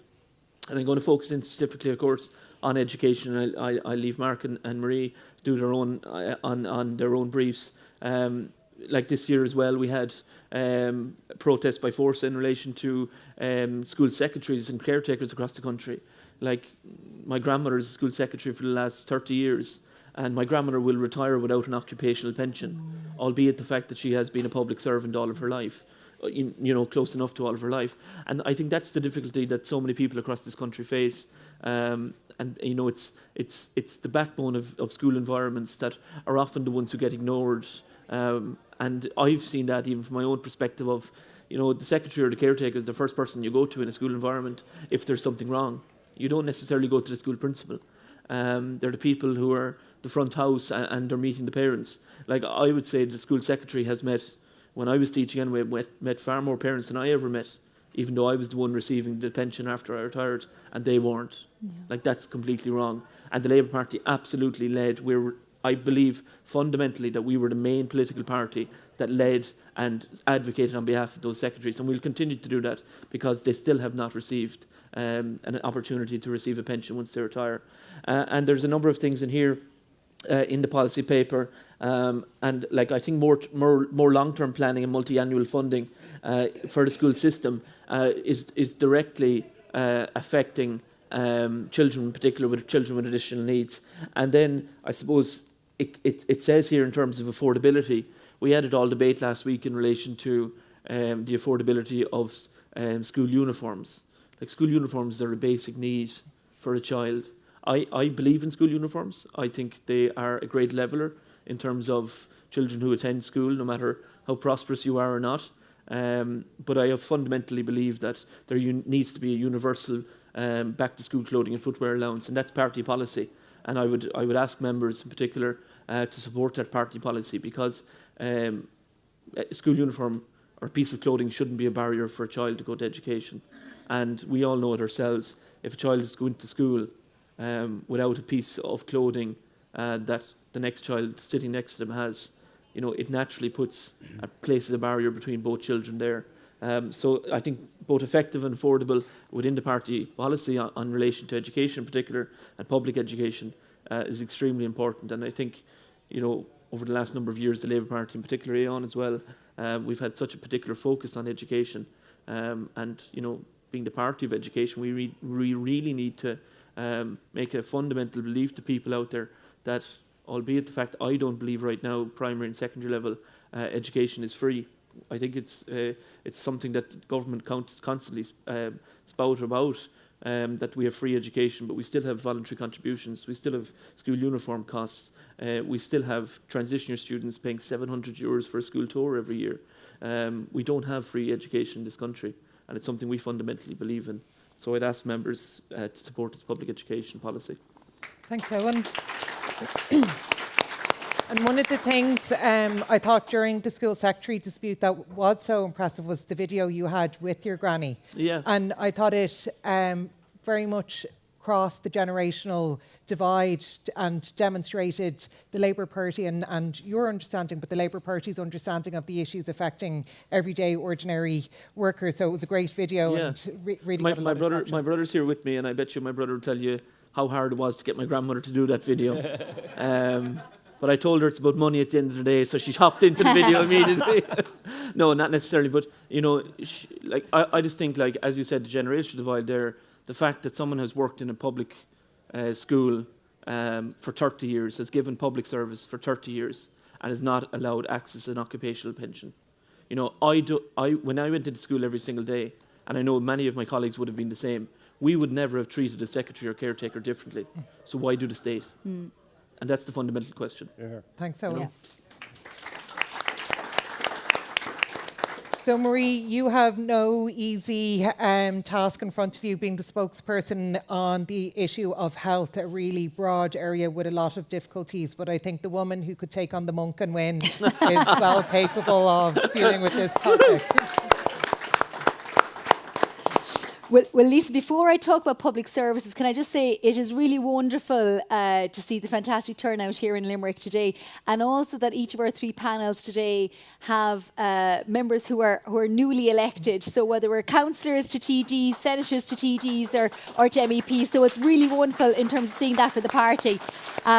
I also just want to acknowledge the presence as well. I know that Joan Burton and Brendan Howland and Joe Costello and Jan O'Sullivan are amongst our midst, but particularly to Joan Burton, who's been an enormous support to me over many years. Just want to say a personal thanks to Joan for all her support to me in getting to where I am today.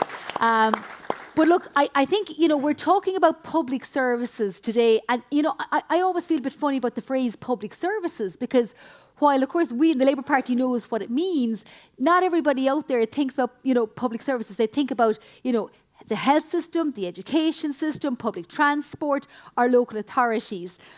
And for us in the Labour Party, public services is not just what the state does, the things that the state provides. It's about the fundamental redistribution of what the state and what people in the state earn in terms of meeting the basic needs of the citizens, of the residents of the state. It's of course the social wage, what the government gives back to its people in terms of meeting our basic needs. And of course, it's a fundamental part of the social contract. And unfortunately and really sadly, that social contract in our country is becoming very fragile, and we're seeing it now in terms of the rise of the far right. We're seeing it within our own communities, and the sheer level of people feeling failed, whether it's in terms of housing, the 4,000 people facing eviction this winter and with nowhere to go, or the 28,000 children languishing on psychology waiting lists, of which 16,000 are there for over a year. Some children are waiting over 10 years. That's not a waiting list. That's a non-existent service. And so time and again, government are saying to us they've never been spending so much, and that is true, right? We have unprecedented levels of public spending and increases year on year, but it's not what is spent, it's how it is spent, how you spend it. And I think that is the critical difference between us and the Labour Party and the profligate parties of the right, and some of the parties to the left. And I suppose when you look at how our state is being organised right now, we've had an excellent conversation there on climate, but you think of the millions, the billions of euros that have been put in towards the energy credits over the last number of years, when instead we could have a street-by-street retrofitting programme permanently reducing the cost of living and, of course, reducing emissions. We're miles behind in terms of meeting our targets, or in terms of health. The millions that are spent year on year on agency staff, or indeed contracting out to the private sector, when instead we need to be building capacity within the public health sector in terms of additional beds, in terms of ensuring that we have the supports at primary care level, or in childcare. There's, to Roger O'Gorman's credit, hundreds of millions of euro is now going in to the early years sector, and that is wonderful. But where is it going? Because we know in January of this year that early years workers, childcare workers, will be earning just 15 cents more than the national minimum wage. Now, of course, that then explains why it's so hard to keep workers in the sector, why we have such a precarious sector, and people cannot get the childcare that they need. We need a public childcare system. And of course, in housing, during the week I was talking, there's 354 houses directly built by the state last year, yet the state spent €2 billion handing money over to private developers to build houses at a cost of over €400,000 or more. Somebody's laughing, and it's not ordinary citizens desperately looking for houses out there. It is the developers. And so this is where I suppose us as a Labour Party fundamentally believe that public services and how we actually bring public services into every household, into people's lives, has to fundamentally change how we spend that money, that precious money, the precious public resources of our state, which we're very fortunate that we're in such a healthy position, but so much has been squandered over the last number of years. So I'm delighted we're having this conversation today. I think there's a lot in this document that talks about how we can do it differently. And I think that is the challenge for us over the next number of years now, in the run-up to the election in 2029, how we can paint the picture of a very different Ireland with the resources that we have. Great. Thanks, Marie. So, Mark, social protection is a really core area in the Labour Party because we know it puts in place a social floor that no citizen can fall beneath and below. You might just talk us through some of the ambitions and objectives around social protection. Yeah, sure, Lisa. Just before we get on to that, I just want to use the opportunity to mention one Jack Wall, who's with us here today. And, he's one of the reasons that I'm here as a new TD, and just acknowledge Jack here as well today. Mark. Because, no, Marie, what you said is absolutely brilliant, because we have 11 TDs. I've never seen, a PLP like we have at the moment. And, that's the energy that's in the room, the energy you've seen on the stage today, and the energy under Ivana that we have now to go forward. So I think it's very important to acknowledge those who have come before us. But we have the youngest TD in the Dáil here on the stage today, and that should never, ever be forgotten, and that's a great credit to the Labour Party. Social welfare is so important to us, and it is something that keeps me very busy day in, day out. It keeps the Labour Party very busy as well, because we have a lot of people depending on us to share their needs and what their daily needs is, I suppose, Lisa, as well as what their yearly needs. And what we've seen, particularly in the last budget, we've seen government ignore so many people that need our help. And, I've always said that politics is about choices. And what the government chose in the last election was to finance big developers and finance big food manufacturers over people, ordinary, decent, working people, and people who needed our help. And that's what happened in the last budget. And what we've seen now is that people who with a disability are down, because of the reduction and the getting rid of one-off payments, they're down between 1,200 and 1,400 euros per year. And that is having a catastrophic effect on people's lives, the cost of living, the cost of actually turning on the heating. That's what's happening out there, and that's what my colleagues here on this stage are getting day in, day out. And that's why the Labour Party have to have a voice. And it's so important we're using that voice at the moment, because I deal with so many people that are choosing whether they're going to turn on the heating or they're going to buy that dinner. And that's wrong, as Marie says, in a country that has the riches that we have. But that's the choices that this government made. It's wrong because we would make different choices. And I think it's very important that we continue to say that. And that's the most important thing that we can say, is that we want to take care of those that have worked and those that want to work, and obviously those that can't work at the moment. So that's very important, Lisa. And the whole thing, when we look at the whole social protection, and it is the biggest budget that we have in the government, is that it is still all about choices. And when we look at the carers allowance here, which the government have thankfully put more money into, there's still people who are not qualifying for carers allowance. And in this day and age, that is an absolute national scandal. And the reason it's a national scandal is because carers in this country are saving this state 20 billion each year. That's 20 billion that the state do not have to pay out to look after somebody who may have to go into a nursing home or a hospital. And the reason that's happening is because we have carers in this country 24/7 looking after their loved one or that person that they want to look after. And yet government continue to ignore them. And, you know, we put that into our budget document for a very specific reason, because those that need care need a voice, and the Labour Party wants to be their voice and has always been a voice. Going back to Joan, you know, has been mentioned here already, we want to ensure that those that need help in this particular state, that they get the help. And that's something that we're very proud of from the social welfare side of things, that we will continue to be that voice. And on a disability payment, you know, I've mentioned it already here, we in our own budget put in €25 per week, a very minimal start for a disability payment. And what we hear back from government is, we're only in year one and we're going to do this over 5 years. But surely, if a government cared about the people that they are supposed to represent, the people you look after in year one are the people who need the help first. And that's the difference between the Labour Party and this current government. We needed to look after those people who had a disability, those carers, in year one, and then maybe in 5 years' time, look after those big developers and look after those burger barons, as Jed would say to you. Like, that's what we're facing here. That's what this government chose, and that's why the Labour Party are different. And that's why it's so important that we continue to support those that need our help so much, Lisa. And, you know, that's I suppose the other arm, and Marie has touched on this as well, and we're talking about public service, but we must never forget about public servants. Because at the end of the day, they are the people that run those public services for us. And they're under so much pressure. Let's take childcare for an example. In a debate this week with the minister responsible for childcare, she informed me that the government may come along with 600 to 800 places, public childcare places, next year. That's the extent of their ambition for next year. 600 to 800 places. You take a little town like Cullen, 4,000 people are living in my own area. 150 young children have no childcare place at the moment. And yet the government for the whole country are talking and working towards 600 to 800 school or childcare places, public childcare places next. The ambition is lacking. The money is there, but what we're up against is ambition and choices. And unfortunately, this government continue to make the wrong choices. Great, thanks, Mark. Lisa, I might just say something, like, and I'm conscious because Jed is here. You know, the party took a position at odds with every other party in the Dáil with regards to the VAT cut, and took a lot of flack for it, but to pay tribute to the leadership and vision of Jed in taking that stance. Because the thing is that, you know, we have incredible public finances now, and as Mark said, it is about how that is spent.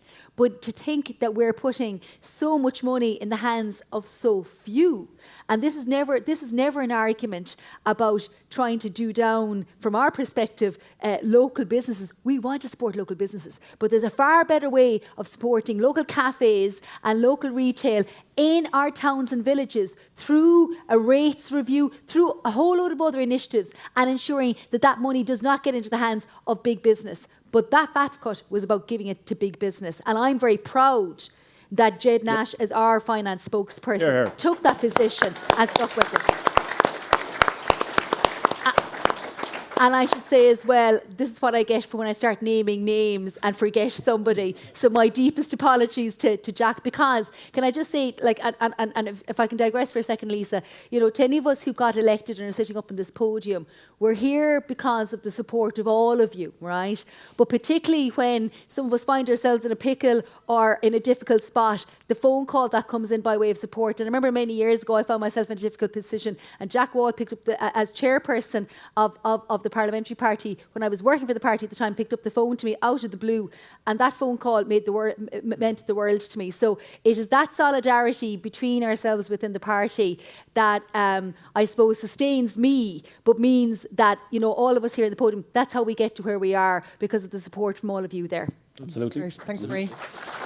I might just come back for one other question, and then I'll come to speakers to speak to the broader policy paper. Owen, in your young life, I believe prior to becoming a deputy, you worked as a teacher.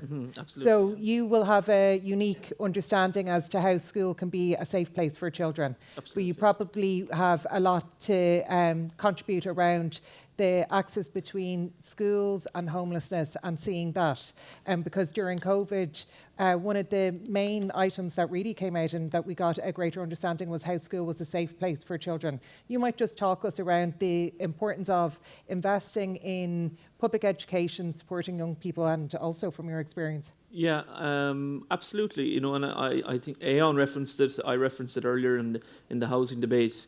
You know, I've come across students who I taught who are doing homework on the floor of hotel rooms. That's not a safe space for a child. Like, it's as simple as that. And you know, like, and it's particularly in relation to housing. And you know, Una will tell you, like, every single day in our office, there's people coming in, and it's housing. And the biggest issue for me is there's more than likely always a child involved. And something that actually just came across our desk recently, and it's something that I'll remember for the rest of my life, not just for my political career, will absolutely be, a woman came in to me, was living in completely inappropriate accommodation with two of her children who were both in primary school. There's a bunk bed that two children and a mother are sharing in an old commercial building that now has 10 bedrooms in. Which was part of legislation Fianna Fáil and Fine Gael brought in, and have continued it now until 2028. So I can see the direct link between a child who is in an extremely difficult circumstance and the safety net then of a school environment for that child.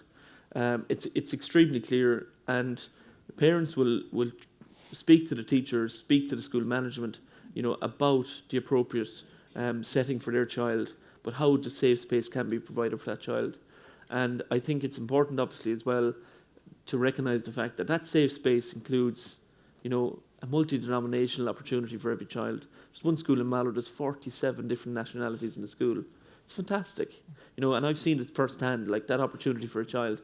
But you're absolutely right, like the difficulty I face, and the difficulty we faced as teachers as well at the time, was that we were coming across children who were going to bed with no hot meal, who were absolutely scraping by in terms of, like one example, I bought 100 pens, okay, at the beginning of the school year in September 2024. And by, I don't know, was it Halloween? I think it was Halloween, actually. Halloween, those pens were gone. And that's because there was children coming into my class. And I was a secondary school teacher now. There was children coming into my class. And it wasn't out of a case of that they'd forgot their pens. They just couldn't afford pens. And that's an absolute fact. And that's the society that children are growing up in now. And it's not because of, it's a case of pens are not the priority in the house. Because the priority in the house is to make sure that there's a meal on the table. And that's exactly a fact, like that's a fact. And I don't think government have recognised that. But this is what constituency offices are seeing. We're seeing parents ringing our constituency offices, applying for supplementary welfare allowance to try and buy a laptop for their child to go to school. Because this free book scheme is now an entitlement to every child. But a free book scheme now comes in with the child having to buy a laptop, a €500 laptop. So while we talk about schools being safe spaces, they absolutely are. But those working in schools can only go so much to providing that safe space.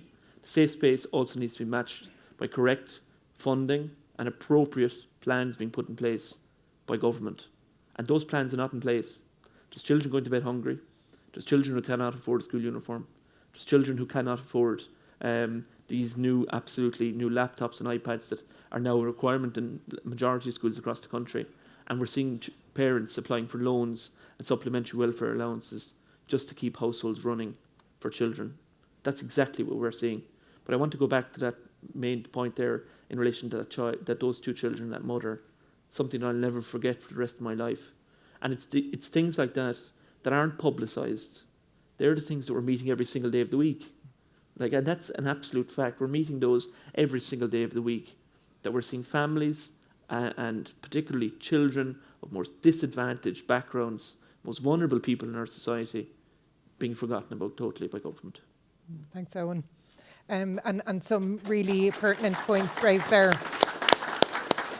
Marie, you've been leading the debate, I think is the way to describe it, on children's disability. So you might just bring us through some of the key points and some of the main items you're referring to. Yeah, so I suppose, Lisa, like, you know, the system is in such a mess at the moment. When we look at the horrendous waiting lists we have for speech and language therapy, for occupational therapy. Earlier this week, obviously, we heard reports that there are children waiting 13 years, as I said, for psychology supports, which is not a wait, it's a non-existent service. And the reality is that while the government sympathise with the issues, they throw their hands up in the air and say, actually, we can't do anything but recruitment. And, you know, there's a case I'm dealing with at the moment where, and anybody who's got a child with additional needs knows how critical it is for that early intervention, that how important it is to get that timely treatment and care early on so that it doesn't grow into something bigger later on. And yet we have so many children being failed. And what we have now is the government throwing their hands up in the air saying we can't recruit anybody, even though I have psychologists coming to me saying their applications in the Department of Health are waiting there for months. These are psychologists who've come home from the UK, want to work in Ireland, are qualified, and their applications are sitting there. But more crucially, we haven't properly looked at the issues of pay and retention within the sector. And I'm dealing with a case at the moment where you've got a family who were told that they have to leave the CDNT, their child has complex care needs, because that CDNT will have no psychologist for the foreseeable future, which is an appalling reality for those families. And it touches into the education system, because we've got 93 CDNTs across the country. These are community network disability teams. They deal with the children with the most complex care needs. And yet 16 of those do not have a special school. So to the points that were being made earlier, these children are either having to travel miles away, or else they're mismatched. They're put into a school place that is not appropriate to their needs. So we need to see a dramatic overhaul away from the outsourcing, and I understand why we're outsourcing the assessment of need. I understand why we're outsourcing the disability services, but they're not doing sufficiently enough to ensure that we recruit and retain within the public health service. Because the reality is children are being failed, and whatever issues they have now, they're going to be even bigger by the time they get into teenage years or indeed into adult years. And I personally really fear for the tsunami of challenge that is coming down the line because of the scale of failure that we're now seeing within our health service, even within our education service, with regards to children with additional needs. Great, thanks, Marie.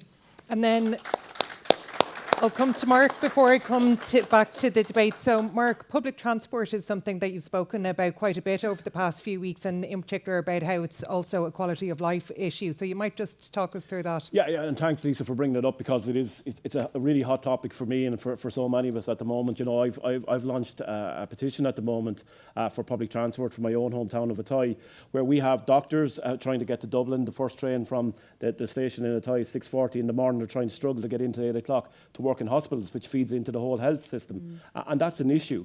But a bigger issue as a result of that, now we're going to see a car park that has become the N7 and the M7, and that has absolutely taken off like wildfire. The stories have been horrific that have come back to me, at least in relation to this, like cancer patients pulling over to the side of the road, getting sick because they're 3-4 hours trying to get to treatment to Dublin, hospitals, you know, again, nurses, guards not being able to get in. I had a discussion with a guard last night working just beside Houston in Phoenix Park, and she can't get in the morning because she did have the train wasn't available to her, and now she's getting stuck in traffic. And this is a quality of life for so many of our public servants, and it really is having such an effect on their family life as well.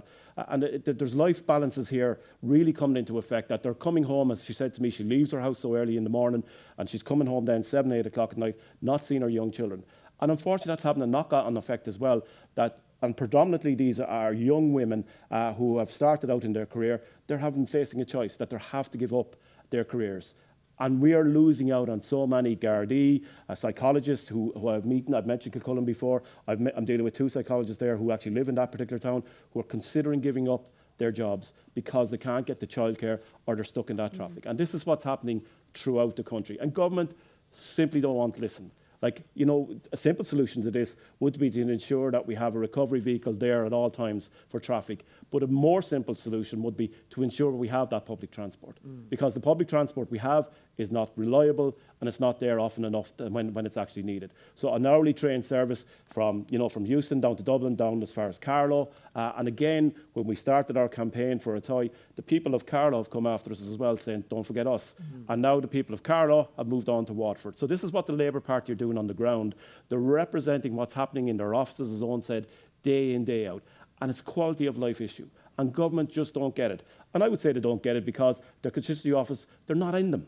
They're not hearing what's on. They're up in the glass bubble that is Leinster House, but they need to get back onto the ground. They need to hear what's going on for those doctors, those Gardaí, and those women who are forcing to give up their careers because there's no childcare or they're caught on the N7 every day. And it's not just the N7, as I spoke to a couple of colleagues over here, it's now every artery coming into Dublin. So government need to get real. They need to ensure that those that are helping everyone else need to be helped. And this is a quality of life. It's what's being discussed around every dinner table and breakfast table right around the country at the moment in so many places.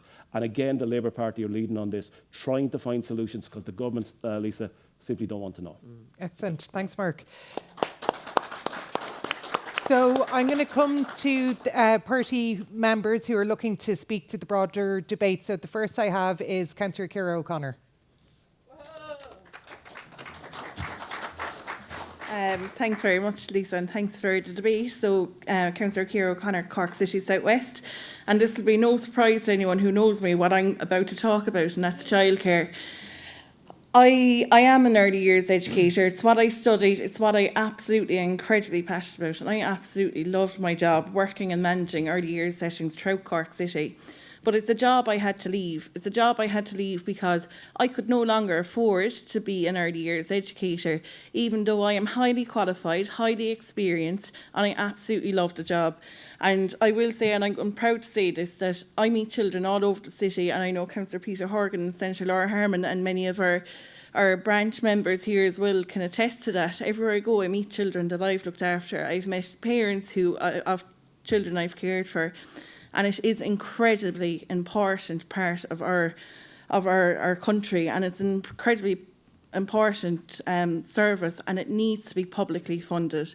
It is the only way that we can have an adequate and good early years education sector in our country, because all those who work in the sector are incredibly professional. And I have to give a shout out to our migrant workers who make up a huge, huge, huge population of our workforce. I have many providers in Bishopstown, Bishopstown and Ballincollig who are struggling to stay open, and that's a very, very valid point. I talked to an ECC provider the other day who is actually 26 years in service, and she said, Ciara, I actually think I'm going to need to close next year. She said, I can no longer afford to stay open. She said, I'm an ECC service and all my children all our families need full day childcare.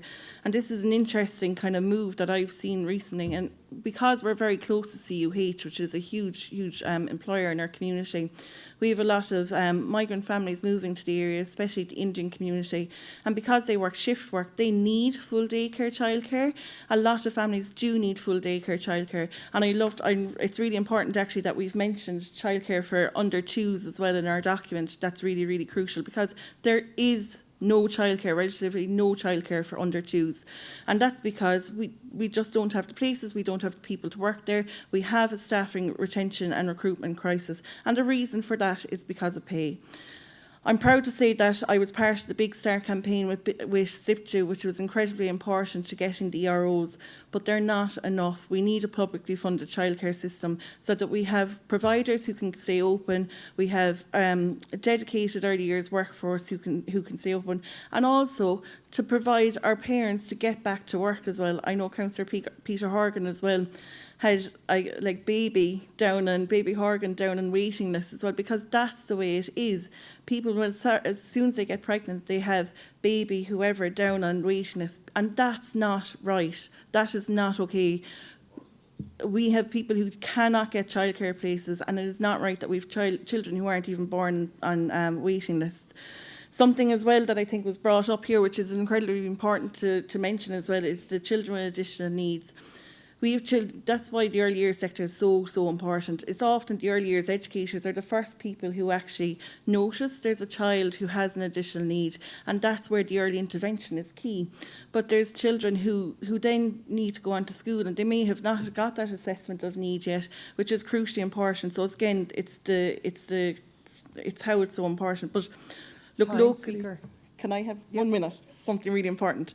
So something we're just seeing locally is vacant childcare settings as well, and looking at Part 8 developments, and it's something we brought up at Cork City Council just to see, can we put a bit of pressure as well through Part 8 developments on the council to say, right, before this opens, can we please make sure the contractors open up and get the work with the local childcare committees to get it operational, and that's incredibly important as well. So thanks very much. Great, thanks, Ciara.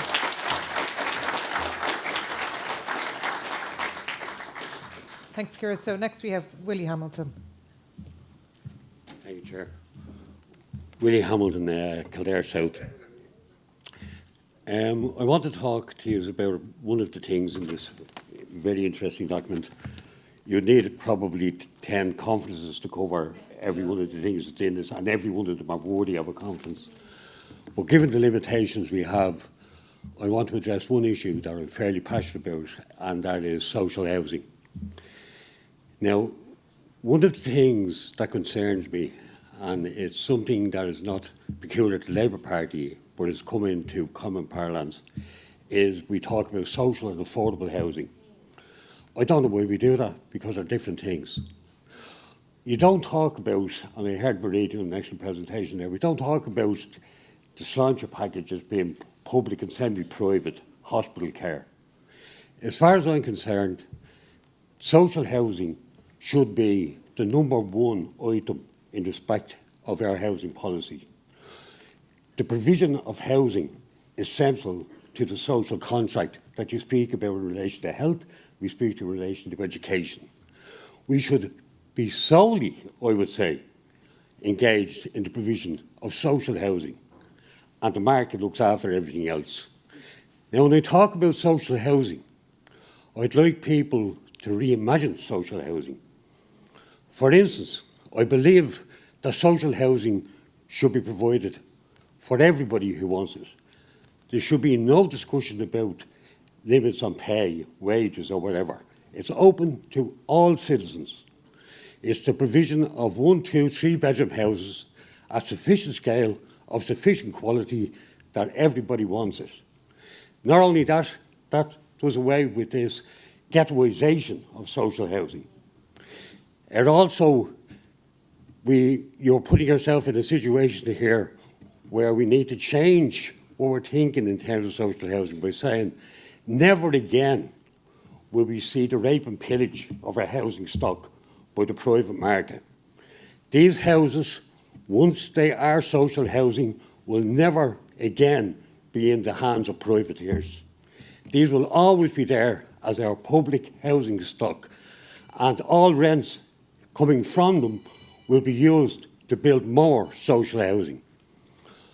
I believe that the affordability is massively important, because when I hear about affordability in regards this affordable housing, it makes me laugh, because no workers that I've ever represented have enough wages to qualify for the loans as they're commercially given out now by banks, and to raise 20% deposit. It doesn't exist for ordinary workers. So what I'm talking about is everybody has this opportunity to get into a social house. We build it at a scale that is justified by the crisis we're facing. I think our document, and for the first time I won't be able to vote for this because it lacks enough ambition in relation to social housing. I believe the rents that come from that social housing should be related to your income. So when I was growing up, or when I got married first, 25% of my income was for paying for my house. 25% of everybody's income should be used for paying for your house. So if you're a millionaire and you want to live in social housing, that's all right, but we want $250,000 of you. If you're an old age pensioner, we want $1/4 of your pension. And that way, it's affordable. But there we have true equality, true socialism. What we're talking about is the state provides for your needs, let the market look after everything else. Thank you. Thanks, Willie. So the next speaker then, Luke Daly.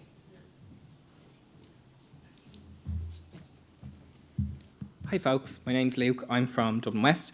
I'd just like to thank the previous speakers and the party for putting public services where they belong, at the heart of political debate, because when public services fail, people are failed. And I know that firsthand because of how all-encompassing public services really are and can be. I grew up in Limerick, but at 17 I moved to Dublin West for education. You up, IT Blanche? And because there was no purpose-built student accommodation, I was pushed into the dig system. That meant 6 moves. Bans from the sitting room during family time, fees for freezer spaces, rent doubled overnight, and I ultimately ended up couch surfing across Finglas while still expected to pass my exams because from where I came from, failing meant losing my education altogether. That was a decade ago, so you can only imagine how bad it is now. That wasn't bad luck. That was a failure of public services, a failure built brick by Fianna Fáil and Fine Gael.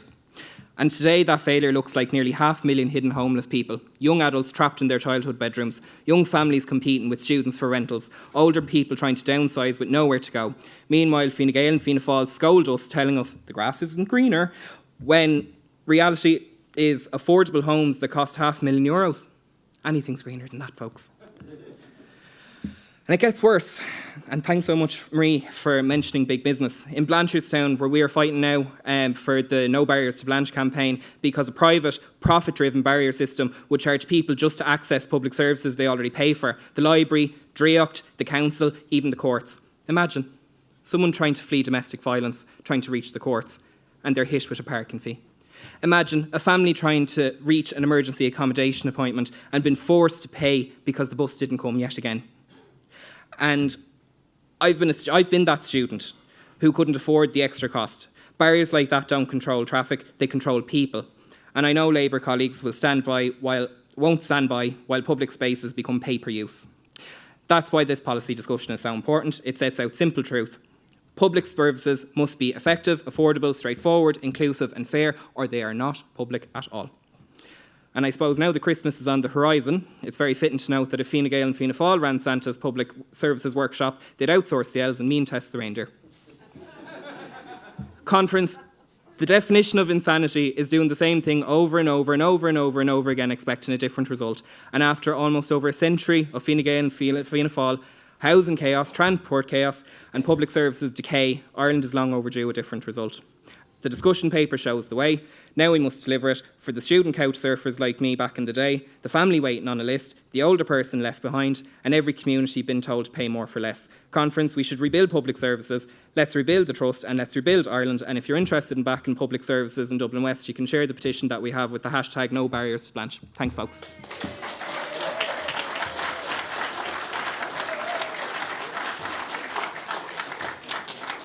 Thanks, Luke. So next speaker we have is Emma. Thanks very much, Lisa. And I want to personally thank each of the panellists. Every single one of you made a point of talking about children with disabilities. And I personally thank you very much for that. Your advocacy has been quite significant and quite profound. I'm one of the lucky ones. Both of my children have a place in an ASD unit. The DCA is all spent on therapies that they still have never gotten. Despite trying to get speech and language at 6 months old, there's still only one block of speech and language at 6.5 years old. And that's the reality that every mother of children with additional needs is facing. And I really want to personally thank each of you. And Mark, you did amazing work in the Senate as well on the autism strategy.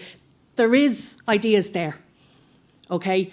There is no reason why parents need to be sleeping out and screaming and shouting for the fear of their children who are going to continue to be underemployed and unemployed when they become adults. And there's no reason for it. There's absolutely no reason for it, because when the system works, it can work. It really, really can work when we prioritise disability. And unfortunately, there's one glaring omission on the paper. There is no chapter on disability. It's mentioned repeatedly, and I am very grateful for that, but it in no way mirrors the work being done by our wonderful parliamentary comrades, because your voices are some of the loudest on this issue. And I think our party policies need to reflect that work that ye have been leading on and listening to parents on. Because in our schools, in our healthcare, and in our social welfare system, there's continually, again, there's profits being made on it. I hear exactly what you say. It's the same thing I get told, why there isn't an OT or a speech and language therapist or a psychologist or whatever available. We can't hire them. But then I get sent off to a private provider. Both my son's AONs and secondary AONs were done by private providers. The talent is in the country. The speech and language therapies that I've paid for privately, it's in this country. It's professionals in this country, the OTs, the psychologists, all of them. They're here. Why can't we pay them properly? Why can't we have them in a functional system? Why do we have to keep paying over the odds so somebody who's profiting out of disability can get a bigger paycheck? It's absolutely disgusting. And then carers like my husband staying at home, and it's the husband, not the woman this time. So we're a very progressive household. The carers are absolutely holding up this country, whether they're caring for children or for parents or for siblings. They are doing the work that nobody else wants to do. And again, it's a private provider that comes to give them respite. But again, this policy paper is not reflecting what this party is doing day to day on the ground, the fantastic policies and advocacies that you guys are putting forward. Thank you for that. I just wish the policy paper was reflective of it. Thank you. Thanks, Emma. So the next speaker I have is Siobhan Lydon. If you want to just give your name and constituency. Hi, Siobhan Lydon from Cork South Central. Thanks very much for having a seminar on public services. Ciara, totally echo what she says about childcarers. I think every childcarer should be paid 50,000, 60,000 a year. It's a huge job with massive responsibility, and I'm very glad I don't do it. But I'm here to talk about the female experience, and you're all going to enjoy the next 3 minutes, I guarantee it. So women don't really tell other people about the female experience. We all know this. It's true. Okay? So about 20% of women have experienced sexual violence in one form or another. Okay? Now, I'm not saying that there is one bad man in all of Ireland who has done this. Okay? That's not the case. So the realistic truth of the female experience is that we know 20% of the men in our lives have done this, okay? Whatever our experience was, it's not a stranger. It's a partner or a cousin or an uncle or a father or a grandfather. This person is known to you and probably still in your lives, okay? And this is the female experience. There is insufficient money spent on support for women who have experienced rape and violence in a domestic relationship. There are hardly any places to go. They're all full. Under-resourced to a chronic state. And part of that is because we do not tell the men in our lives about the female experience. So, one time I was raped, and the tool that I used was my toothbrush, okay? So when you're raped in your home and you don't want to go to the hospital or go to the Gardaí, the first thing you do is go to the bathroom and you reach for a toothbrush. And that is part of the female experience, okay? And so when I see a group of men, when there are more than 5 of them, I estimate that roughly one of them, now he may not believe himself to be a rapist or somebody who sexually assaulted somebody, but I'm reasonably confident when I see a group of men, there is a woman somewhere who has a story to tell that likely involves a toothbrush. And there is more money needed for a budget in relation to the female experience than we are getting at the moment. Thank you.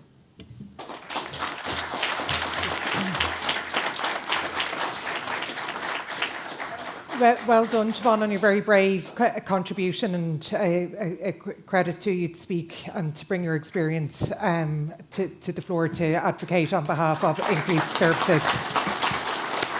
So, John O'Regan. Just want to echo that sentiment and very powerful words from Siobhan, so thank you for sharing.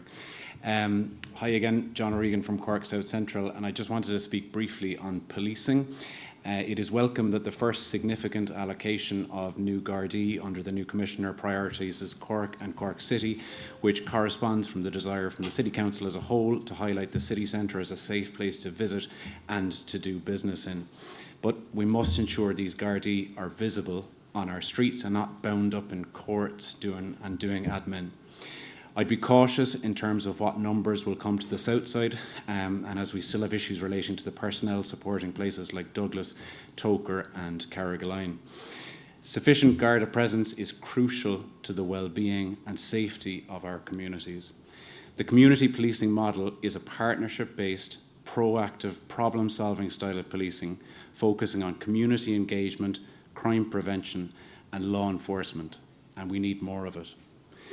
To finish, I was at a local Garda forum last year where the express instruction was given to call 999 on any issue, as they accept that you will not get through to a local or city station.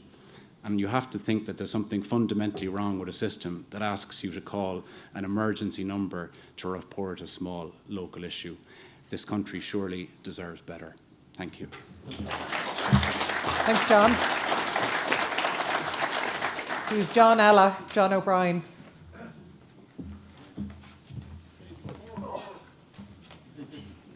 Thanks very much, Lisa. John O'Brien, Dublin Central constituency.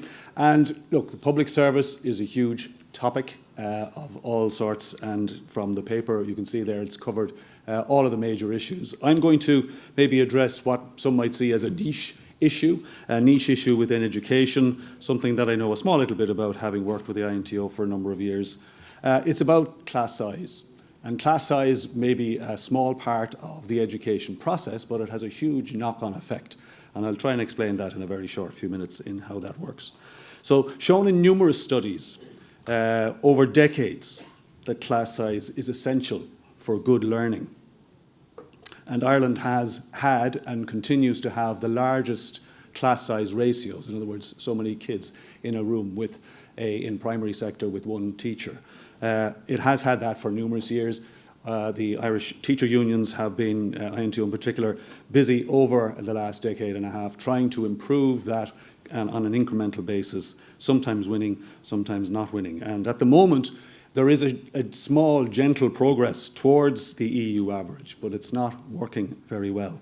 And within government, it's seen over many years that, like the climate deniers, we also have the class size deniers. And it's a viewpoint where people are happy in government to depend on a significant amount of work, extra work that teachers, particularly in the primary sector, have to put in order to overcompensate, or compensate, I should say, for the fact that there are too many children in a class. Now, the department themselves, in fairness, are not the worst in delivery of some progressive initiatives compared to other government departments that were mentioned earlier, but they are under the direction of their political masters. And it's worrying that government are intent, or appears to be intent, on holding back on improving class size ratios in primary. And this is based on demographic surveys that show that within the next few years, the pressure will actually revert back to second level in terms of the numbers of kids moving through the system. Now, forward planning is a good thing, and let's face it, let's see what way the numbers are going to work. But not resourcing now to continue reducing the class size to the EU norm means that into the future, when more significant resources will be needed to direct it to the second level to bolster their needs, as they're already significantly under-resourced, that will mean no progress in primary or in SEN. However, this will mean that Ireland will never achieve properly resourced primary and secondary system, in my view, ever. So the pressure has to come on, the system has to change, the resourcing has to change. We have to have a new government that includes Labour, which will address those issues. And don't get me started on third level, but I only know about that as a parent, so I leave it for the moment. Thank you. Thanks, John. So next we have Councillor Anne Higgins.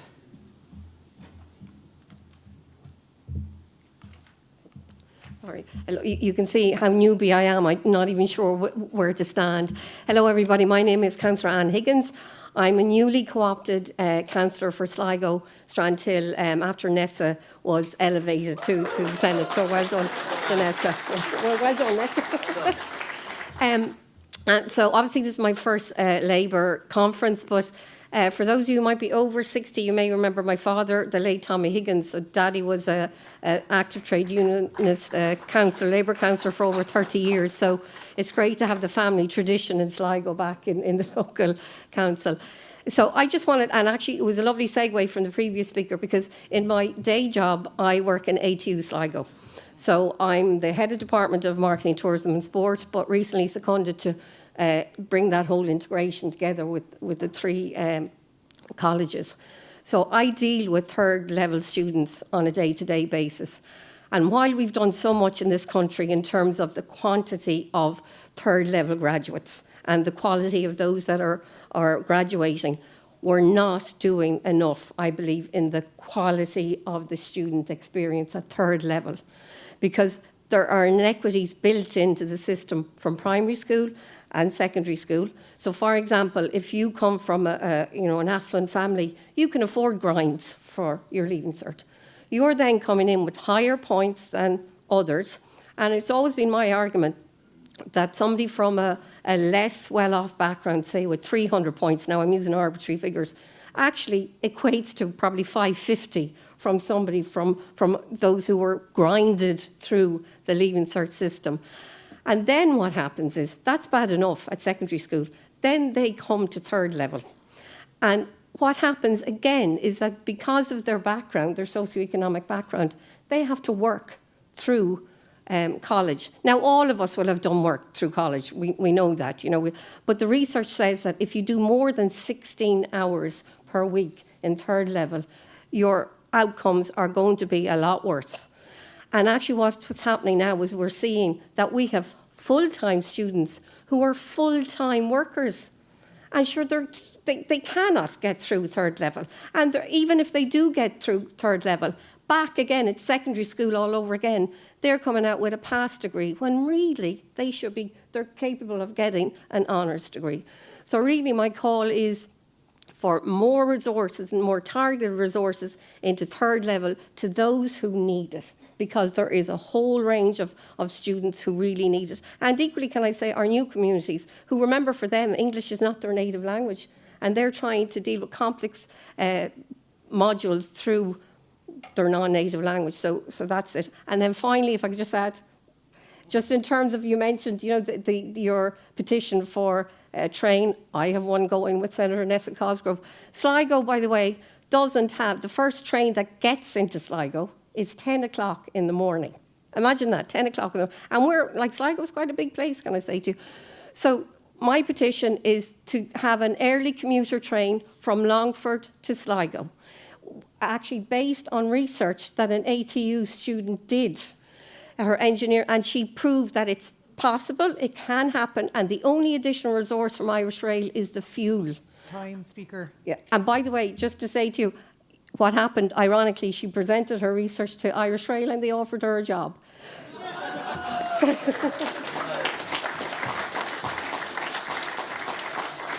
Thanks, Anne. I think you might be able to get her a job anywhere that was as good as sold. So next we have Lorraine Mulligan. Yeah. The last speaker I have is Councillor Mark Boland. So I'll just call the debate after Mark and then come back to each of the speakers if that's agreeable.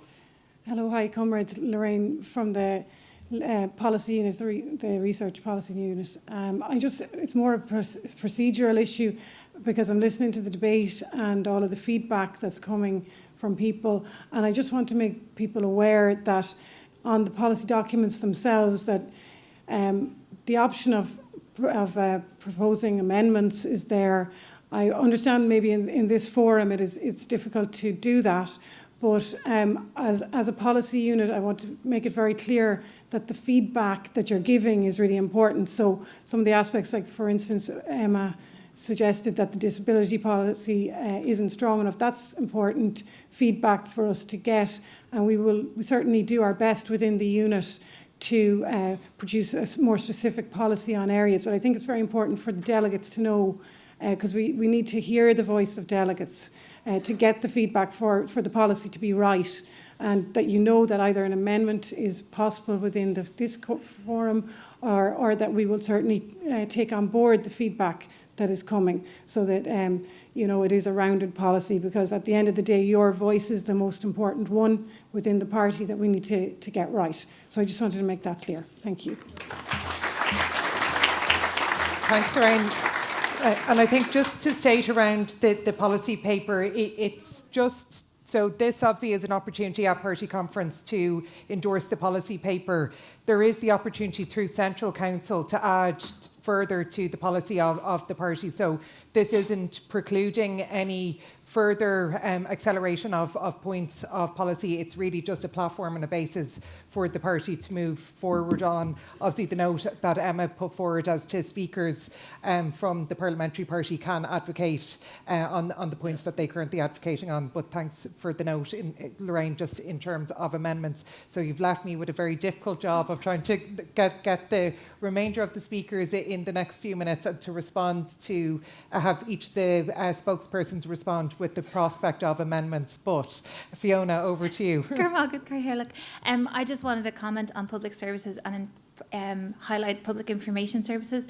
And I think that as our network of libraries does an amazing job of being a safe space to get reliable information, I wanted to praise them because I think they just do phenomenal work.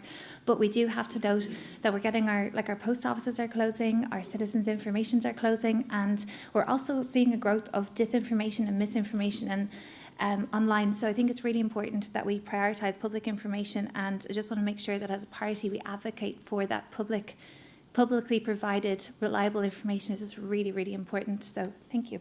Thanks, Fiona.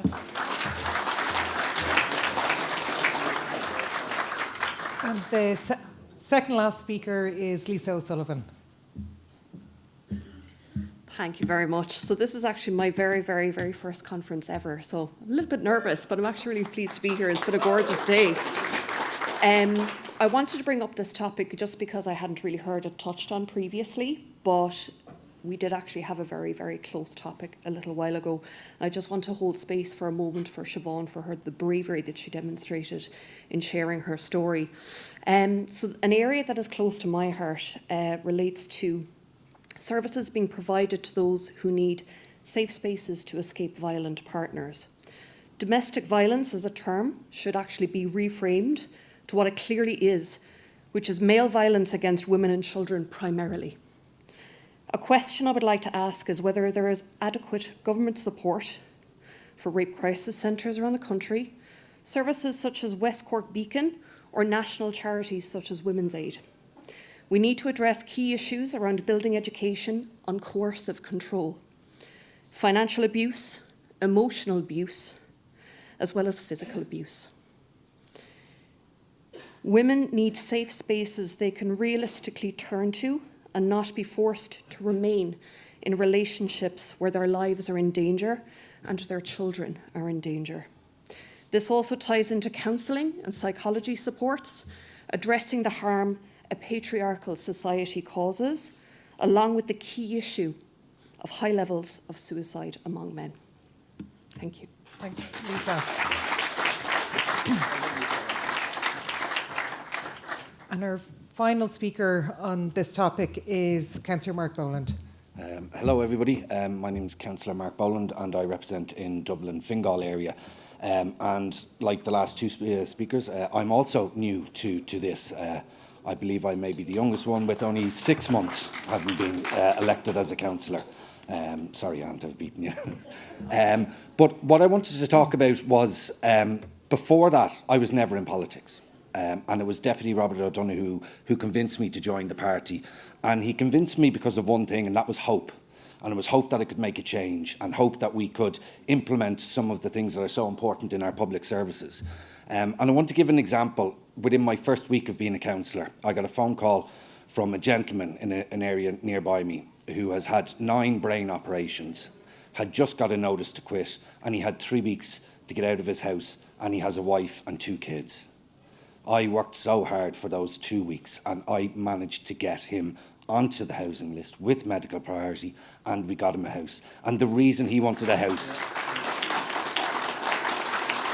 what makes it so difficult is the reason he wanted a house was because when he goes, he wants to have a house for his children. And that's the reason I got into this. And that's why I'm talking about hope here, and it's the hope about public services. And it's why a document like this is so important, that we have these sort of things that our TDs, our senators, can implement on a national level, and I can give hope to my constituents. Imagine if I was able to make 15 calls a week that I did to that gentleman when I said he could have a house. Imagine I could make 15 calls a week because I was able to get a child with a disability into a school. Imagine I could do these things. That is why public service is so important, and I'll finish on this. If we have good public service, we have good society. Thank you. Thanks, Mark. So a lot to respond to within the context of the debate. So, Owen. Yeah, there's a lot to respond to. I just want to thank all the speakers. Everything they brought up was extremely important. I probably will focus in on the education aspect to it. There was a number of speakers who just had something in relation to education, and you know, Emma, your take on this is quite deeply personal, and I would say in relation to the fact that there's no paragraph for disability, that's absolutely something that the Parliamentary Party will have to take on board. And you spoke about essential therapies for children with additional needs. Those essential therapies are so few and far between in schools, and that's where we need to see them. We can't see, and I met loads of people throughout the constituency during the general election, loads of parents spending every single cent they have on these essential therapies. And they're spending the money on the essential therapies because the state are not providing them. But so the paragraph on disability services is absolutely something that the Parliamentary Party will now have to look at, and Central Council, because it has always been deeply, deeply personal to every member of the party. But there's more and more people now presenting to us with issues for children in particular with additional needs, and the essential school therapies that are needed there. In relation to John O'Brien and the class sizes, John, I know as well as you do. I met with the INTO in relation to class sizes in particular, and we're absolutely near getting down to the European average. The absolutely ironic thing, and I said it to Jed after the Budget 2026 was announced, there was absolutely no mention of class sizes in Budget 2026, despite there being within the programme for government to get it down to 19:1. Number one, I don't know how they're going to get it to that, because we don't have right now the opportunities for teachers to grow up here in Ireland, to raise a family here in Ireland, because of, number one, the lack of services, number two, the lack of housing supply, and number three, there's such a lack of ambition from government because they're relying on demographics to change as opposed to actually solving the issue of class sizes in this country. We shouldn't be allowing so many years for demographics to change while so many children miss out on a proper, good education. It doesn't help teachers, and it definitely doesn't help students as well. It's an absolute priority for the Labour Party, and always will be. I did meet with the president of ATU Sligo. I was absolutely delighted to do that. And absolutely, you mentioned again the most vulnerable people in society, in particular children who are coming from very poor socioeconomic areas and have to work when they're going to college. I did it myself, and I had to, because if I didn't, I wouldn't have been able to go to college. And that's a fact then, you know. And the fact now that, like, I only went to college a few years ago, but it hasn't transformed at all. We've met students, myself and Laura Harmon have met students over the last number of months since we both took our briefs, and we've met so many students who are coming from poor, disadvantaged areas, who have to work, don't have any quality of life. They, in terms of their housing, they're sleeping in cars. There's one child in particular coming to Cork every week from Sligo who's sleeping in a car 2 days a week. So there is no quality of life. We're absolutely fundamentally aware of that. And I'll continue to raise it, and I know Laura will. It's an absolute priority for the policy here. I want John O'Regan as well, fellow Cork man.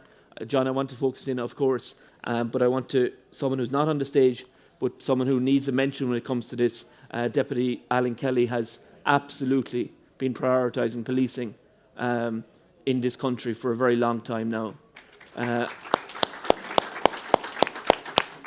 And I actually have learned, in terms of policing, politics in policing, I've learned so much from Alan over the last number of months, but policing numbers in particular, Alan has raised this on a number of occasions as spokesperson, but we've all raised it through parliamentary question. It's good to see that there has been an allocation of Gardaí to Cork, and I questioned the Garda Commissioner on this on a number of occasions now since I've met him.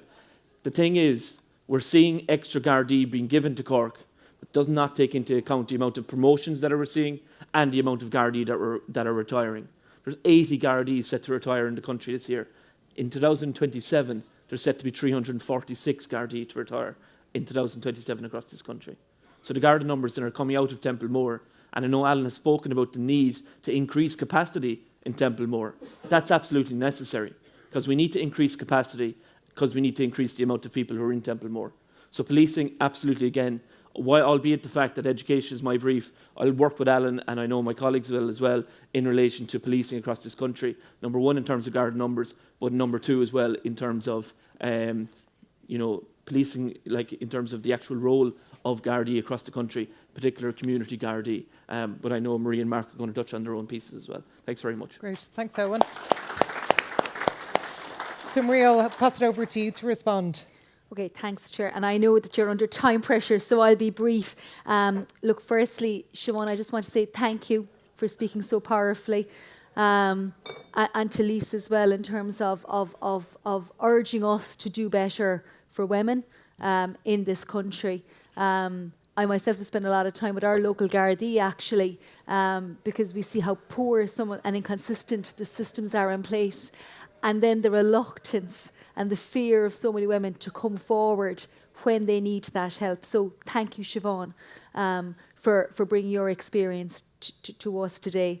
I think I just want to say about this document, it's 15 pages, right? And in some ways, health could have taken 30 pages alone. So I see this very much as just the start of a kind of a new conversation post-election. And there's so much more that has to go into this. To Emma's point, and I'm sorry, Emma, that we don't have more on disability on this.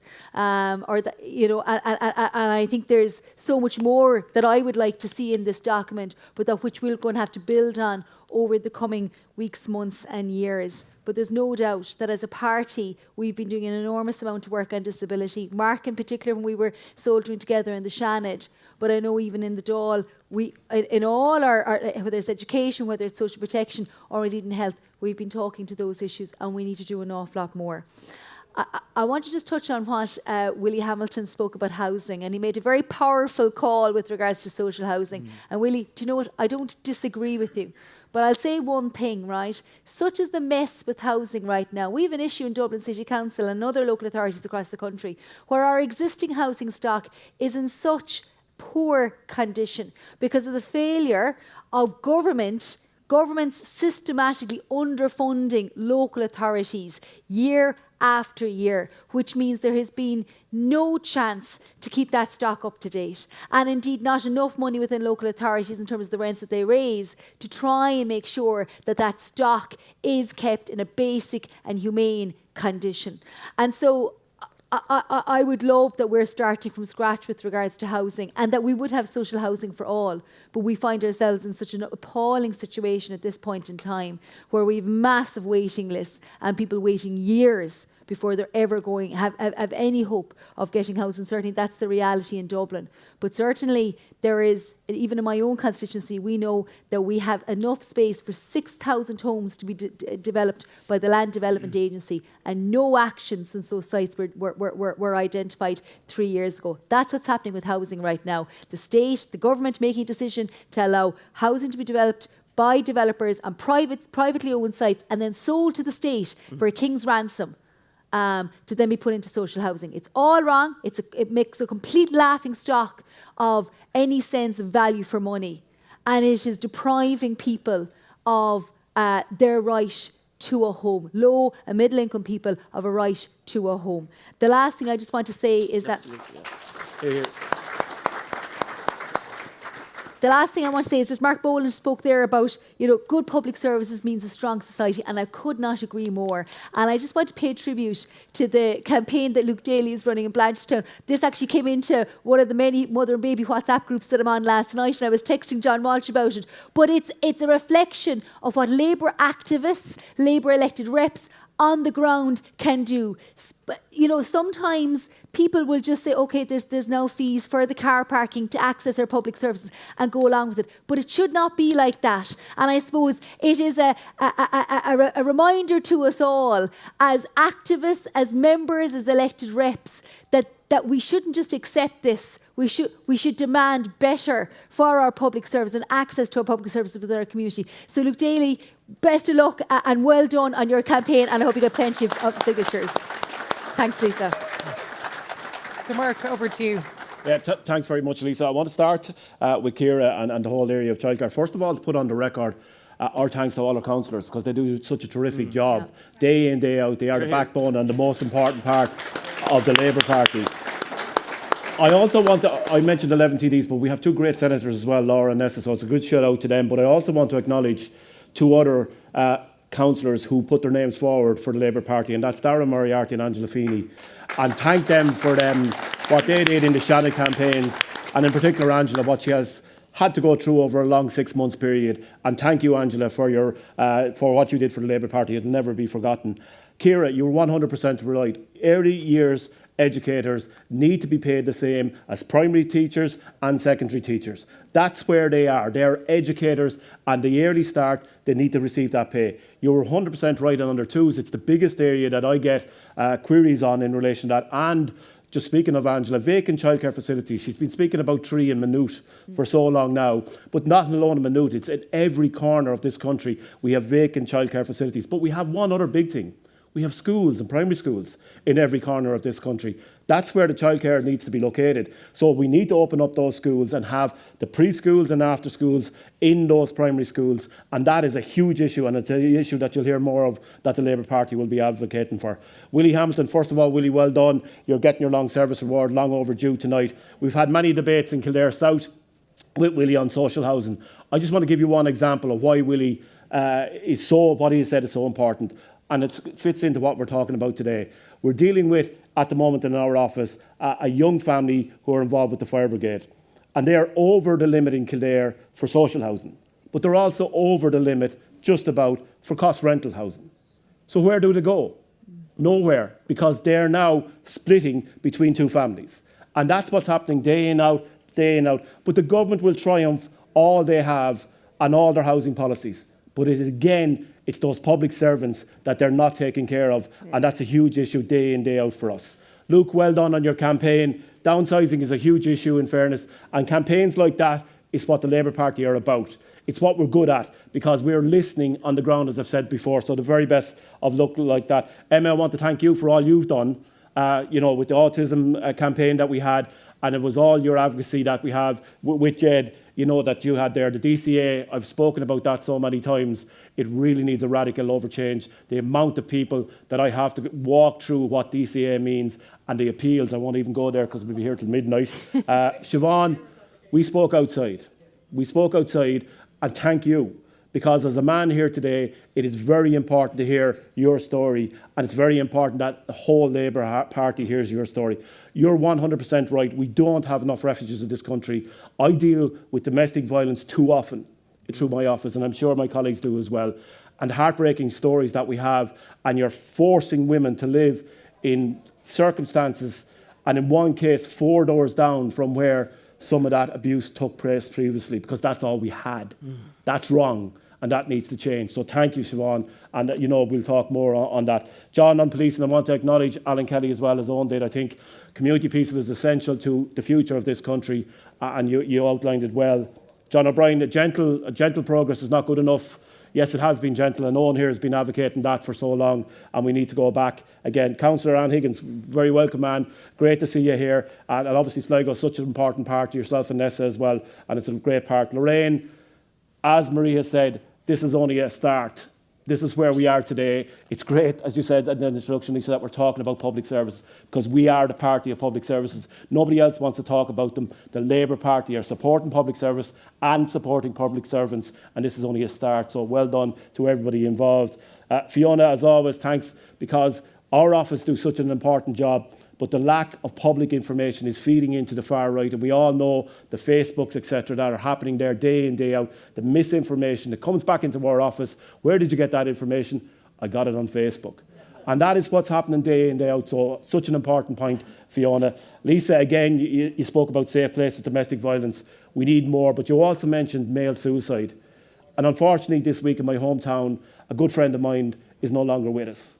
And I'm sure everybody here can replicate that. We need to be talking about it. This was a guy I grew up with, I played football with, and 3 days ago, unfortunately, he's no longer with us. So thank you, Lisa, for bringing up that. And finally, Mark, welcome again. We've had great conversations. Housing is so important, and the example that you gave today is why we are the Labour Party. It's why we work for the people who need us most, because others would not spend 2 weeks getting a house for that person you did. Well done, Mark, and that's the Labour Party for you, Lisa.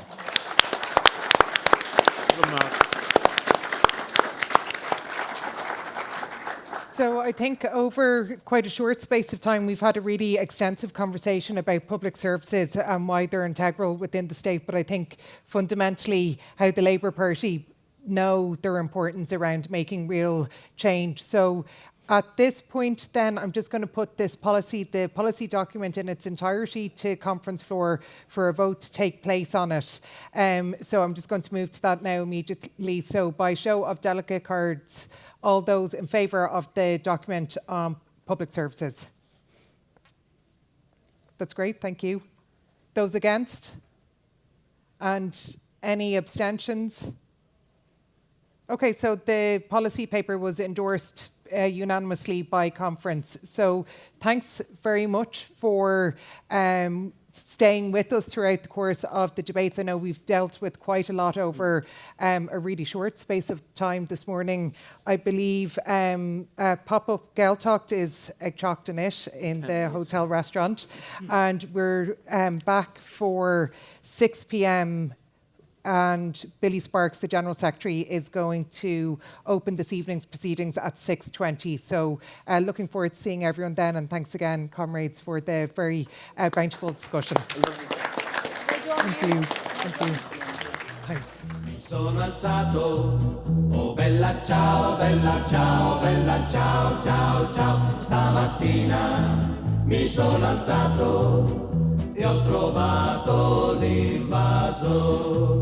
Oh partigiano, portami via. Oh bella ciao, ciao, ciao. Partigiano, portami via, che mi sento di morire.